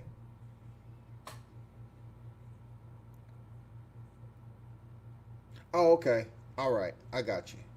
When I was younger, I'm washed up now. It was straight down the middle. Okay. I got you. So he wants you to just use the jab, and you kind of did like damn, what was that? You kind of did like old boy did Sugar Ray Leonard when he was covering from his eye, and he was having like an exhibition sparring, with that white fighter. I forgot what his name was, but he wanted to get pretty and shit, and punch Sugar Ray. He wanted to punch Sugar Ray in the eye, and Sugar Ray said okay, and then he got damn smoked him out. He gave him a warning before it. Do not hit me in the motherfucking eye. And the guy started feeling himself a little bit, popped Sugar Ray in that eye, and Sugar Ray went to work on him. Knocked him, stopped him. He said, okay, touch gloves, and it was over. He told him, though, he gave him a warning. Don't fuck with my eye. I ain't gonna tell you twice. Dude fuck with his eye. Sugar Ray fucked him up.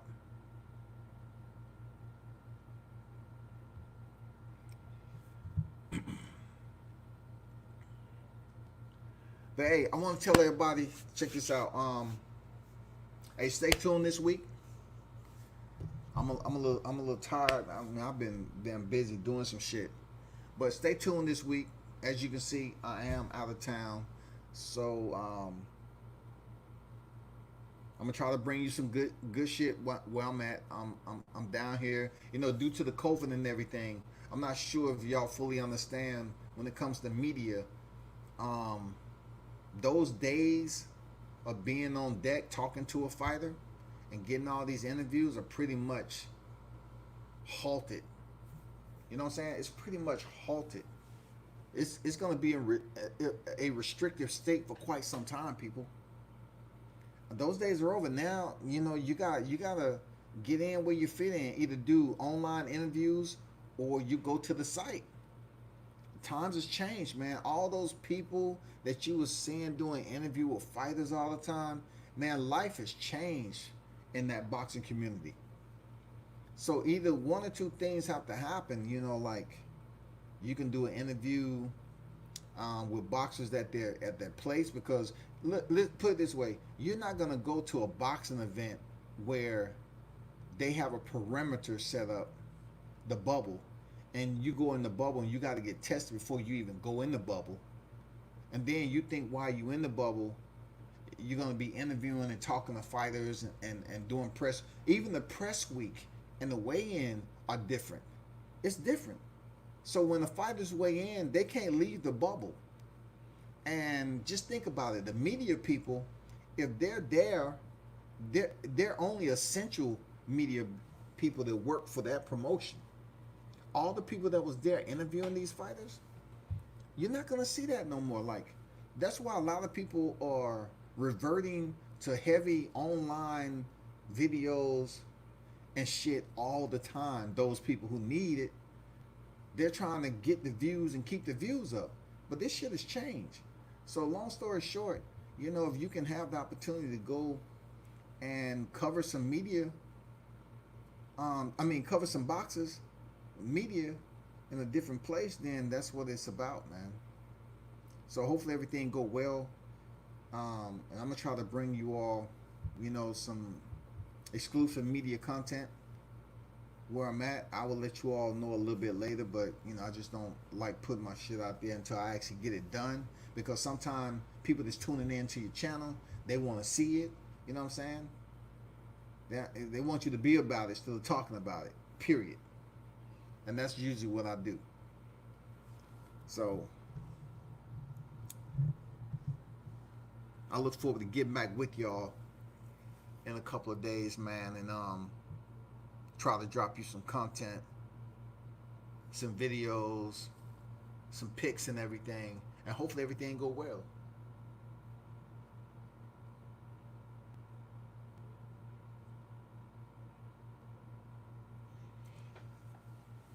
He said, how you doing with the safety precautions during travel You know, I just started wearing my mask, to be honest.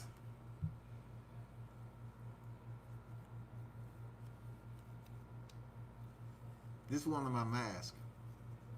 My other World Combat Sports logo.